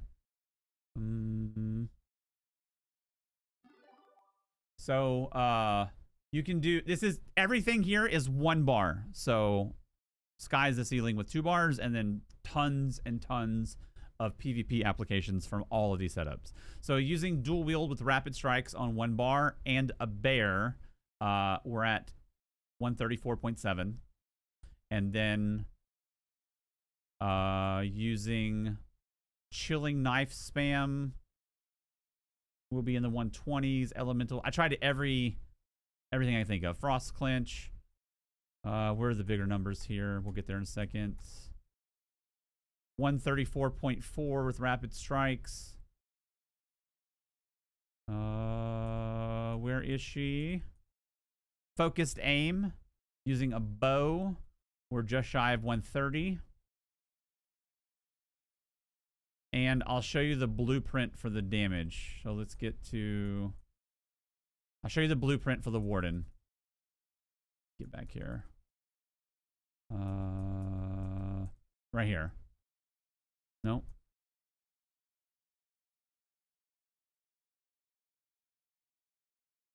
Right here. So here's the blueprint. So we're not running 2 5 sets. I tried Wield. I tried Threads of War. I feel like the people that have posted early versions of builds with those sets didn't try everything, because I tried every relevant combination of Heartland's Conqueror, Wield, and Threads of War, and in every single scenario and every single combination, Heartland was more DPS, and in some cases by quite a lot. So to achieve the most damage, we have Heartland Conqueror on the body. If you want to run it as mag, then we run 6 mag, 6 light, and 1 medium. If you want to run it as stamina, say dual wield, then we do 5 medium and 2 light, which you'll see here in a second. So Heartland and Ice Heart monster set with the new mythic, 2-piece willpower. If you're running stam, it would be 2-piece agility, and then arena weapon of choice. So the most damage on the 1 bar is the Asylum Perfected Staff. And this setup right here, ignore Maelstrom, it was a 1 bar setup.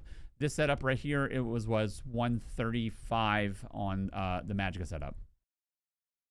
No, I don't even have Asylum on live myself. So I 0% tested Asylum. But like, when you have damage, let me peel back a little bit of the hood here. When you have damage like this ignorantly high on 1 bar, 1 heal plus reaving blows will just make all solo content fall down in your face like Thanos snapping his finger. So you don't have to have this insanely overhauled setup for like solo content. You pop on reaving blows, you drop any ability for a heal, and then boom, you have a Super Saiyan solo content. So this was specifically for parsing on 1 bar. And then there's also a lot of implications of this for 2 bar versions, for PvP, everything. I'm just kind of sharing like the work that I did. I don't feel I found the ceiling at all. I feel like this is my first test here. So I would say this is the blueprint though. Heartland, Ice Heart, Shattered Signet, Shattered Paths, willpower or agility, and then arena weapon of choice. For example, that exact same blueprint on here, Heartland. Oh, that's Wield. It's a bad one. Where's the bow? Right here. Focused aim. So that's exactly what I showed you with the Vadishran bow. So exact same blueprint. Medium, Heartland, 2 light Ice Heart, agility, Shattered Paths, Vadishran perfected bow. Boom, you're at just shy of 130 with the bow. So this general blueprint kind of works with most things. I tried Black Rose. Now you can use Wield and you can use Threads of War, but that's less damage than using the arena weapon version with Ice Heart, because you can't have an arena weapon and a monster set and 2 5 sets. So you gotta kind of pick which one like makes most sense. But if it was right now today and I was talking to any player in this game and I said, if you want to prepare for PvP or PvE in update 50 that's coming, the 2 things that I would recommend that you would farm would be number 1, Shattered Path. Shattered Path is the most overpowered thing in the entire game right now. And then the second item, I would tell you to go get an Asylum Perfected, or it doesn't even have to be perfected. Just normal is fine. An Asylum Lightning Staff and Inferno Staff. So if you don't have those 2, I would make those 2 a priority. Shattered Path, stupid busted right now. This is going to be crazy busted for PvE on the new Warden, and it's absolutely going to have a place in PvP. It already does right now. So those are 2 items I would recommend you go get. But the new Warden is looking crazy, dude. Crazy. Absolutely nuts. How does Asylum work? Every 3rd cast has... I'll show you the tooltip. It says, reduce the cost of destructive touch by 10% and... Oh. That was my master's test. Every 2nd cast of Force Shock will always apply burning, concussion, and chilled status effects. So that's crazy. You're just pumping out tons of additional status effects being juiced by this guy. Now, everything that I just showed you was with the bear, which is cutting our status effect damage by half. So I haven't even play tested a non-bear version. The damage could potentially go much higher. I don't even know. That was my first round of testing. But either way, Asylum and Shattered Paths is the move. You want both of these. PvE and PvP. They're going to have like really strong places. Both of them do already now before the Warden rework. The Warden rework makes both of those go super crazy.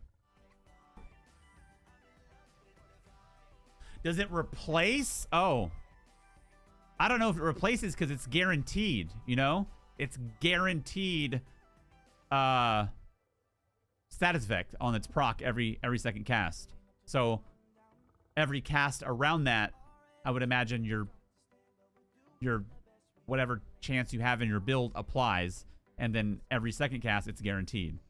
So you have build chance guaranteed, build chance guaranteed, build chance guaranteed. 6? Oh shit, I don't know. Asylum Sanctorium. The trial. It's something I gotta do as well. Maybe we'll put together a group on stream. We'll farm it together.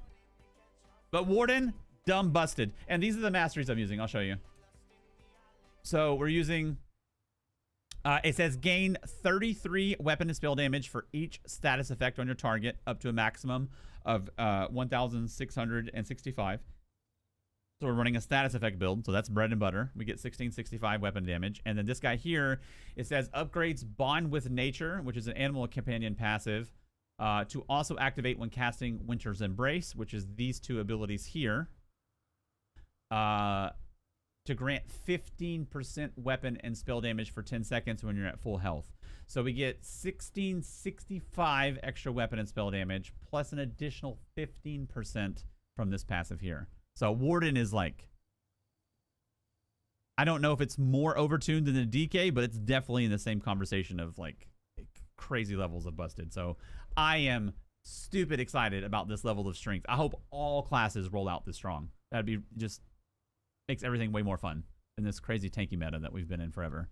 So that's what I'm using. Let's see how much weapon and spell damage we actually had on that setup here.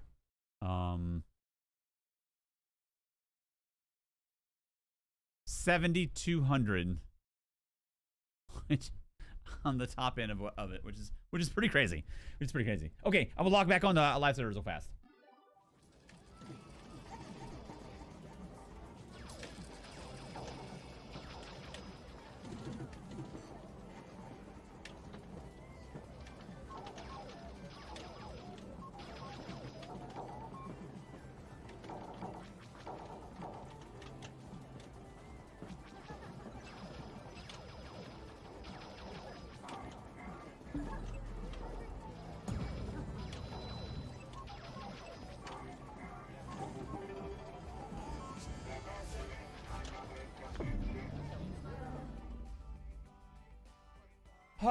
Bummer about my camera, dude. Is what it is.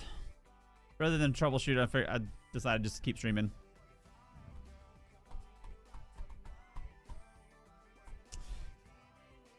Pretty stoked about this build, dude. This build is freaking bananas. I'll give you guys a screenshot as well for those that just tuned in of what I'm playing in PvP. If you joined the end of it here.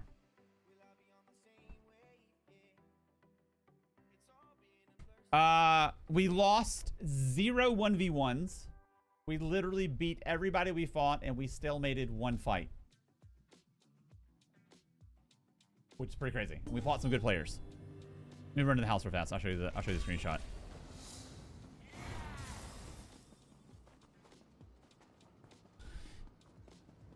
If you want a very slightly easier time, very slightly, I would say go Imperial. If you're proficient at PvP and like you can manage your resources and you know when like you need to work in a heavy here and there, I would go Khajiit, because Khajiit has a slightly higher ceiling than Imperial, but Imperial has a slightly easier time. So whichever one makes most sense for you. But either one works. You just change your Mundus and weapons around a bit. I'll show you what I'm using. Does this have to be a warden or will it work with other classes? Oh, what I just showed you was a pure class warden, 0 subclass. What I'm playing right now is not a warden at all. What I'm playing right now is triple subclassed Nightblade, Templar, Sorcerer, and you can be any of the 3 classes.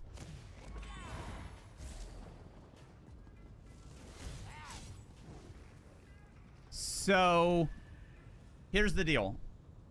If you want to play this on a Khajiit, I'll say this from all the experience that I have. I do feel that in this moment of time, this is one of the strongest PvP builds in the game, period. Like, let's 1v1. Like, I believe it, just from what I feel. Are there better options out there? Like, maybe. Probably like a pure class DK on a good player.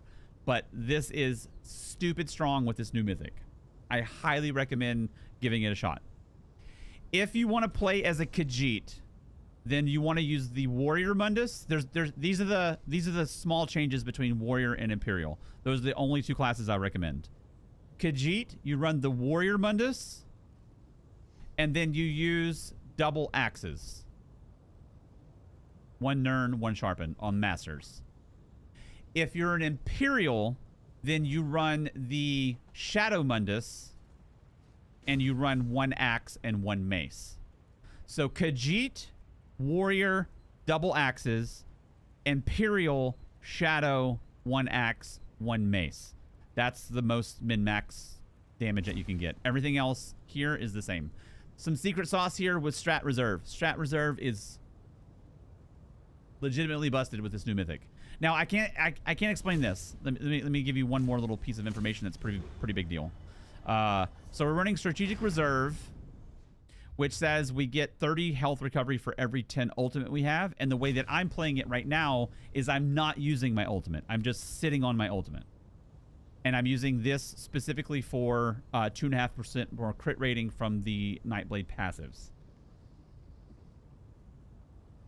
So in that regard, we have 17. It comes out to be, when it's rolling tripods, 17 to 1800 health recovery after Battle Spirit. Permanently, all the time. CC'd, not CC'd, no sustain. As long as you have your tripods rolling, you have 1.5 radiating regions ticking on you worth of health recovery, which is crazy. It's unbelievable advantage, especially when we're running triple heals already with Vigor, Soul, and then Crit Surge. Crazy. Thanks for the follow, man. Thank you. I appreciate you. Or the sub. Thank you for the sub, man. Thank you. So, stupid busted. Now, I can say this. I feel there's 2 very strong build paths of Ultimate with Shattered Paths, and I'm going to share them with you now from just my playtesting the past couple days or so. The first build path is what I just told you. You don't use your ultimate, you roll your tripods, and you run Strat Reserve. You're going to have tons of extra heals pouring in, especially if you're running a setup like this with Crit Surge. You're going to have tons of passive heals pouring in that just floats you through like everything. The other option I recommend, first, let's be clear, there was some confusion last stream. It doesn't matter the cost of the ultimate. This is 70 ultimate. If I use my ultimate at 500 ultimate, I go to 0. So you don't want to ulti dump on somebody and lose all of the benefit of Shattered Path and then spend all that time building back up to 170 ultimate unless you're 100% sure that that ulti dump was going to kill the player. And how many of you guys have fought somebody and ultied them and they didn't die? Like, every 1v1 goes through like a dozen ultis, right? So in that regard, the only other ulti that I see in the game that's viable to use is this guy here, because it's the only ulti that's not an actual ulti dump, and it's Power Overload. So with Power Overload, you can use 13 to 14 of these in your go attempts and have all that extra crazy damage and then shut it off and still stay above 170. So as of right now, I don't see like a better lane. I've seen people run this mythic and then ulti dump, and then their damage goes to shit, and they spend 30 seconds building back their ulti, and then like they're not a threat at all. And I don't feel like that's the way that you play this mythic. Maybe like on the super duper 0.01% like high level players, but like it's stat wise, it's still a dumb thing to do because you're spending all that time building back up your strength, right? Let's say you fight me and you kill me and you go pivot to somebody. Well, now your damage is ass as you build your ulti back up. It doesn't make any sense. So I haven't found a better way. I think those are the two ways. You either sit on your ulti, run strat reserve, get tons of health, extra health recovery using tripods, or you use this guy. And then you can dump 13 to 14 of these at a time and still stay above the threshold needed for this, and then you can run celerity. Does Weaving Storm Comedy ult feel clunkier? Yes! Yes, it does, dude. Unbelievably, yes, it does. It's clunky as hell. I hate it. I hate it, especially melee. It's very different when you're playing ranged back here and you're doing something like this. It's way different trying to play melee. I don't know what it is, but it's stupid clunky. No, you're totally right. I hate it. I hate it so bad that that's the reason that I'm playing the strat reserve one with this guy here. From a pure number standpoint, like this one is massively superior, but it's so clunky. I hate it. Absolutely hate it. It does. It feels awful. I parsed quite a lot with it yesterday, and like this maintains like over 50k on a 3 mil when using it, which is like nuts. But it's so clunky and weird and like gross, and I hate it. I don't know. I always feel like I'm messing everything up, and it's just I don't like it. I like this version a lot better. Strat reserve, and then depending on your build, you can run Fighters Guild ulti, but I'm running a crit damage setup, so that would be kind of silly. So we're running this specifically for this passive here to get 2.5% more crit. And that puts us at 37.5, I think it is. Wait, hold on. Pretty sure it's 37.5. Either way, it's 2.5% more crit, which is great.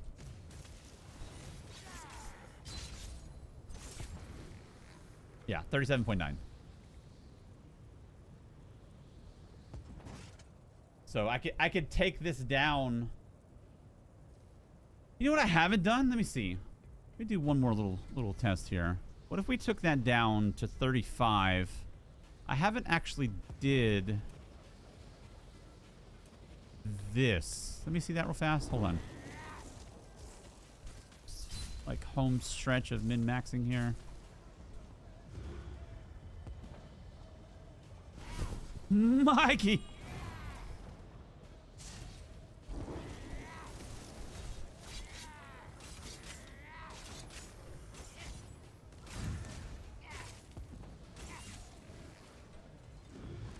What's good, man? How you doing?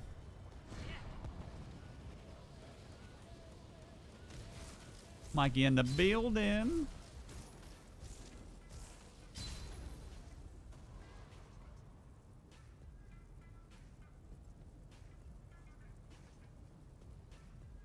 So it's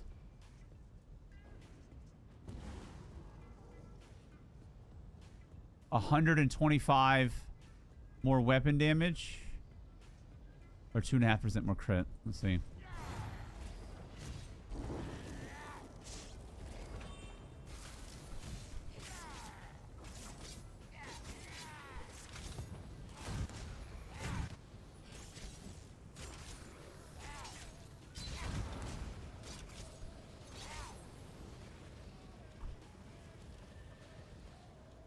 Hold on. Let me pull up a screenshot from earlier.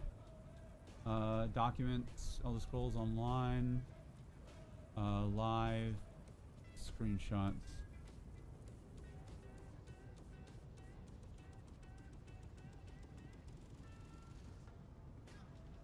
So we're going to compare this to.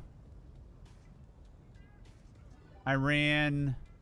If you look up here, I ran Lover, Shadow, and Warrior on the Imperial. Shadow was the main output here, so let's compare that to this here. just from damage source wise.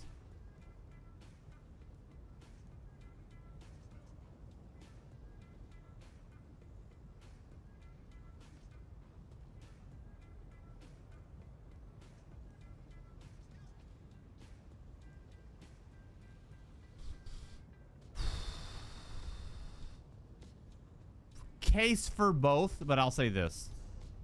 We are running a crit damage dot setup. Okay? We're running a crit damage dot setup. So in that regard, crit is better. So I would say this is final form. This is it. I don't know how we peel back any more of the... I don't know if there's any more layers of the onions to peel back. I've literally spent I've tried every skill line in the game.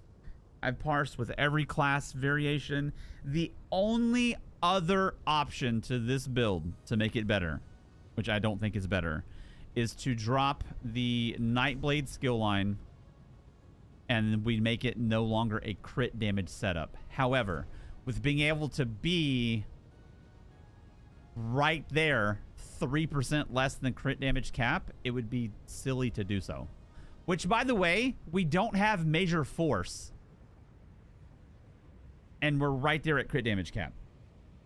So, like, it'd be silly to not embrace that. It's already, like, so strong.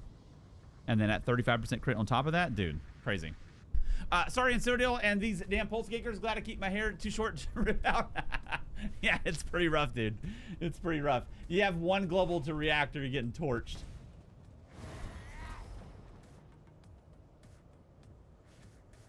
Crazy. They do on the Herald of the Tome, but it waters down this build. I'll explain why. You don't have a viable spammable with crit if you drop Assassination. With Stormcalling, we don't have our same level of brutality with a heal. Our damage from Hurricane is super relevant. We get minor Expedition from this, and we get our major Resolve from this, and the passives are pretty decent. So you can't drop Stormcalling for it. So the only thing you can drop is Adric's Spear, and Adric's Spear is stupid good. You get 6% more armor and weapon damage, which is huge from this passage. You get Burning Light, which is an additional damage source. You get major and minor protection with Topple on the front bar. And then you get 12% more crit damage. And then whenever you're trucking someone down and they're low health and they're blocking, you do 12% more damage to them. Like, this is like one of the best skill lines in the game for this setup. So I tried it. I tried all kinds of ways to make it work. It's just less damage by quite a lot. Like, pretty big margin. I've tried literally line by line every single skill line in the game, replacing different things other than Assassination, and I just don't see a better way unless you completely change the build to a non-crit damage setup, of which is a whole another build path and conversation, which I don't think is as relevant to even spend the time like pursuing. Even if you survive it, you're getting run down by Zergs at 10% HP. Yeah, dude, that's been my case for sure. Dude, yesterday, AP, I ran into a group. There was like, I may be exaggerating. It was like 6, 7, 8 of them, and they were all force pulse ganking in red. I was like, what is going on in Cyrodiil right now? It was so bad. So bad. But there you go. I would say this is final form. I don't see another way. The only other way is to make this perfected, which I don't have. Which, by the way, we should put together a veteran Dragonstar run to get people their weapons, because that's additional. How much crit? 3%. Pretty significant. Oh wait. Item.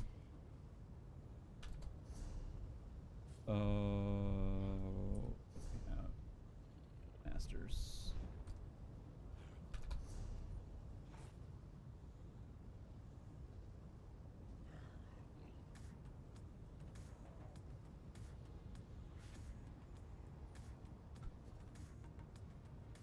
526 crit rating, significant. That bumps us up to 40% crit rating.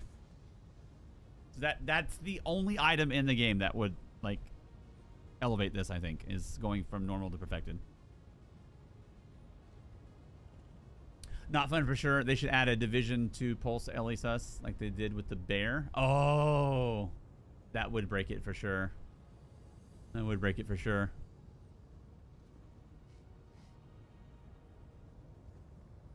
Yeah. So let me show you guys something, real fast. Let me pull up something on YouTube. I think this video is disabled because it was a long time ago. I'll show you the old school version of this that's going on right now.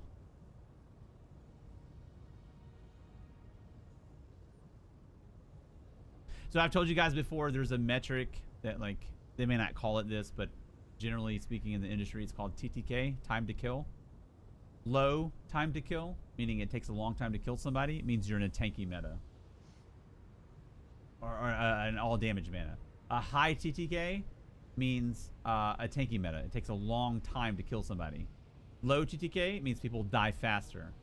So you have to like push and pull things around to balance like TTK. And Force Pulse is a 0 TTK setup, which is an obvious outlier and not something that like you would typically want in the game. I'll show you an example of this from yesteryear. I feel like I'm close. I'm just going through my old. There he is. One shot. One shot. Stam Sork. So this is how PvP used to look back in the day on Stam Sork using a comparable setup. I'll show you. So this is like the same shtick essentially, but this is how it used to look. This is how PvP and BGs used to look. Everybody just got one shot on repeat. No counterplay. That's not PvP. That's ignorance, which is basically what the Force Pulse thing is right now. So when this builds like this started to spread around, this got nerfed with the quickness. This build and versions of this build is what implemented the proc rule into the game, where you can't procs and only can have one proc per global. It was builds like this that introduced that into the game. So I think this pulse thing is gonna introduce some sort of new rule. It's gonna have to, otherwise this type of stuff is gonna run rampant and everybody's gonna get one shot. That's not PvP. That's like shooting fish at a barrel or whatever. You know what I mean? There's no counterplay. So I can't imagine them leaving something like this in the game like indefinitely. I'm running back a little bit. The one-shot Stam Sork. The earlier versions were other examples were a little better. Let's see. On Discord. Here. Boom. That's exactly what the Force Pulse people are doing from range. It's dumb. Nobody enjoys that except for the people who can't PvP. That's what I'll say. That's all I'll say about that. So, yeah, I don't know how we like clean that up, honestly. No idea, but obviously it needs cleaned up. I don't know how we clean it up without gutting everything else. Faces of Horror, thank you, man. I appreciate you. Thanks, brother. Appreciate you. Thank you. Thank you.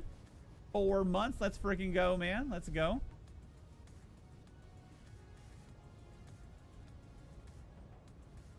Sheesh. It's gonna get even worse with the new warden, I think, which is crazy to think.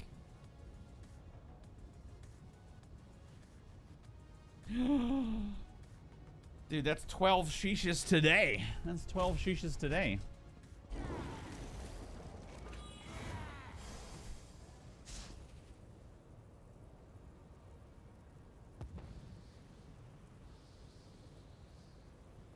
What weapons are you using?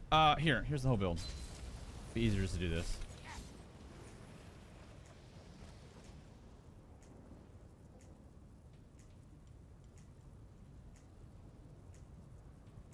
I need some big shishi motes. I do, man. I do. I gotta get some shishi motes.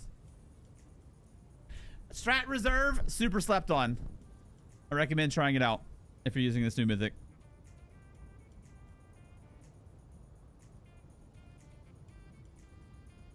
Again, the two races I would say this works on is a Khajiit and Imperial.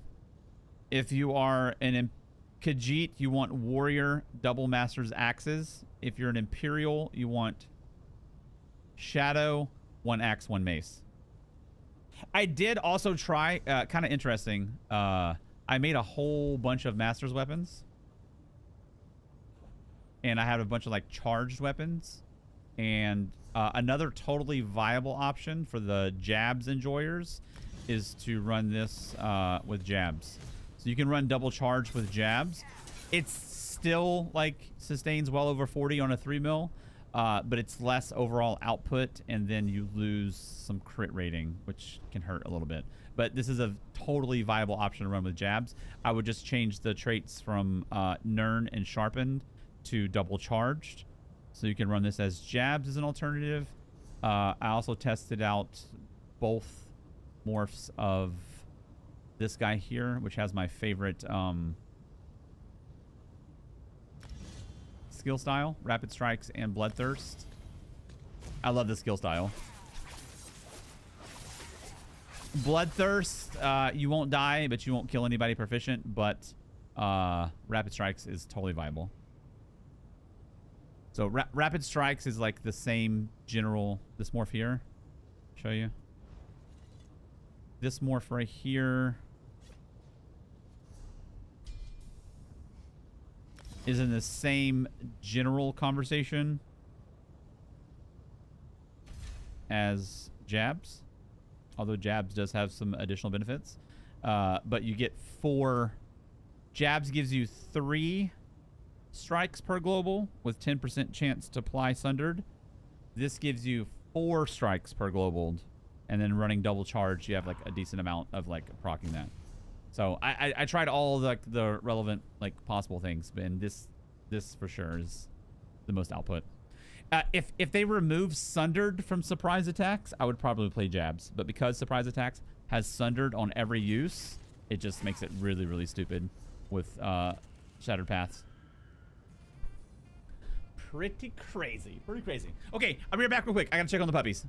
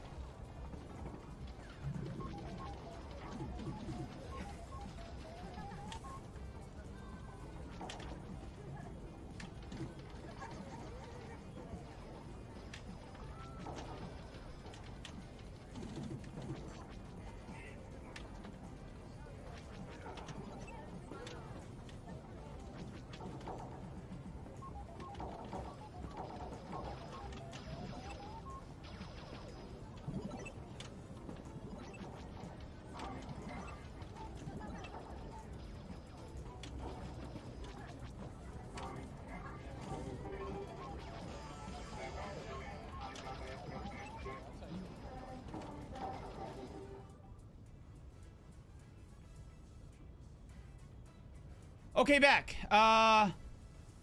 Okay, check it out. I know I'm talking a lot of big shit about this build, and it's not. I'm not saying it for me. I'm saying it like for everyone. This build is clearly like borderline overpowered. Like you have like meta DK super sweaty stuff, and then I would say you have this like right beside it. Maybe like a hair down. I don't know. I haven't fought any good DKs with this version of the build yet, but I can say this. I'm saying it so you guys can like get excited about it and experience it as well as something you want to play. I feel that this is one of the strongest dot setups in all of ESO right now. Who knows what gets changed, what gets nipped, what gets tucked, what gets nerfed, what gets buffed. But right now, today, something like this is unbelievably strong. I did tons of 1v1s in the serial session that we did today. I beat every person that we played. No shade to anybody. I think it's the build. And I beat everybody and still made one fight. And then like outnumbered, like we didn't really get like a bunch of outnumbered, but like a couple like 2v1 little skirmishes and stuff like that. Like it wasn't really an issue. This build is crazy levels of output and survivability. I highly recommend you giving it a shot. Really fast, if you take a screenshot of this, I just want to cover one more thing. The way that we're playing it, we're riding max ultimate. We're actually never using the ultimate. We're keeping this as close to 500 as possible, keeping our tripods rolling and using strategic reserve. And again, the rough math of that equates to having 1.5 radiating regens rolling on you all the time permanently. So you already have vigor, you already have willed soul, you already have crit surge healing you. Now you have this massive passive health recovery as well. I highly recommend you giving it a shot if you're looking for a strong version of a build using Shattered Paths. Matter of fact, I haven't seen better. I've only beat other people using this build, using that mythic, as of right now. I'm not saying it's the best in the game, but I haven't seen better quite yet. I recommend you trying it out for sure. It's stupid busted. There's the whole setup. I gotta go right now. Tomorrow, I gotta take the puppy to the vet. And I'm going to try to get 2 videos out to publish the following day. I'm going to try to get the health recovery discussion out, which I still think is super busted. Which, by the way, while I have you guys here, if you're interested, let me put you onto something else. So, everybody who's interested in a sustained set uses a Wretched Vitality, right? Let me show you something. So, the reason that we swapped to Eternal Vigor to Wretched Vitality is because health recovery was nerfed in PvP in the Blackwood patch of 2021. 2021 and prior, health recovery was relevant. 2021 moving forward, it was completely negligible because Battle Spirit cuts it in half, and then everybody was a vampire for 5 years until now for Undeath passive. So it made health recovery literally almost nothing. Now, with this new mythic, where riding high ultimate is ideal, you can combine that with strategic reserve, and then you can have roughly 1,800 health recovery inside Battle Spirit environments. Now, if you're looking for a alternative sustain set, the only difference between a golded Wretched Vitality and a golded Eternal Vigor in sustain is 53. 5-3 total. That's almost nothing. So it's roughly the same sustain. The benefit of Wretched Vitality is you get 129 weapon and spell damage. The benefit of Eternal Vigor is you get 1,100 and some change health recovery when your health is below 50%. So on its own, prior to using Shattered Path and Strategic Reserve, this would be awful. However, with stacking health recovery, with high ultimate, and strategic reserve, now we add 1,100 more health recovery on top of everything that I just showed you. So completely viable way to do this. This is what I ran yesterday testing the health recovery aspect of this. So if you want to play this build but have a training wheels version of it, an easier time, then you can double front bar Eternal Vigor, and Serpent Sustain, and then use a Vadishrin Ice Staff on the back bar, like this. And this will give you way more passive health recovery. It was something like 2,800. So just imagine that. 2,800 static health recovery when your health is below 50%. And when your health is above 50%, it was like 1,800. So whenever I would like, we had some fights yesterday on stream where I would get stunned and my health would get chunked down to like 1/3, 1/4 health, and it would just, it would heal back up to halfway health.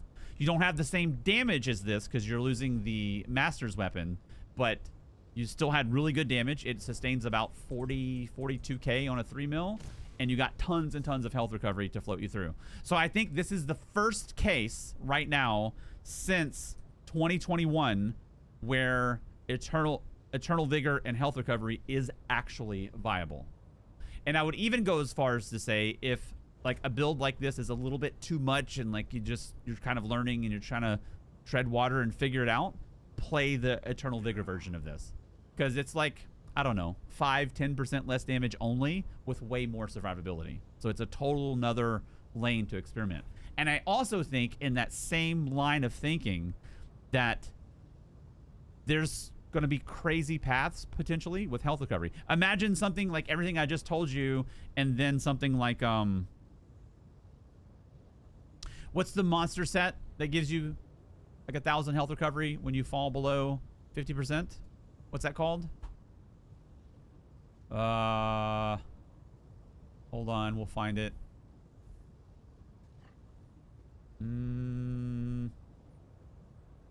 It's an old school set that was used back in the day before that nerf. Hold on, we'll find it. We'll find it. It's 4% healing on a Troll King. There you go. So if you have Troll King, right? Troll King is 1,000. Eternal Vigor is 1,100. You would have like 4k, 3.5, 4k health recovery, which means every 2 seconds you're getting healed for 3.5, 4k forever. Like, that's insane. It's literally insane. So I don't think prior to this mythic there's been no case where health recovery was like relevant and viable since 2021. This is the first time it actually is. Matter of fact, what you saw today, I was running health recovery with Strat Reserve. So there's lots of ways to chop this up for like more survivability, especially embracing like the health recovery side of things. So I'm gonna make a video on the health recovery aspect and just kind of like put it out there for everybody to play with, and like just get my thoughts and playtesting out there and do it. Use it, don't use it, call it trash, call it good, like whatever it may help some builds, great. And then I'm gonna get another build video out like explaining this build for everybody. What videos, written guides are coming next? I think what I'm gonna do is the last video that I posted, the Dot Blade. I think I'm gonna put a follow-up with this one, and this version will be the written guide. There's no reason to play the monomyth version of this, like zero. The only reason that you would want to play the monomyth version versus this is if you intentionally wanted to play a worse version. You know what I'm saying? So I think I'm gonna put this cleaned up version out there, a quick supplemental video, and then this will be the written guide version. So any questions, let me know in Discord. I won't be here tomorrow, but I'll be back on Thursday for sure. We'll continue chopping this up in Cyrodiil on Thursday and see what we can do with it. Listen, I love you guys. I appreciate you guys. I see you guys over there on YouTube. Thank you guys for tuning in. Twitch people, the goats, I love you, and I'll see you on Thursday. I'll be in Discord tomorrow.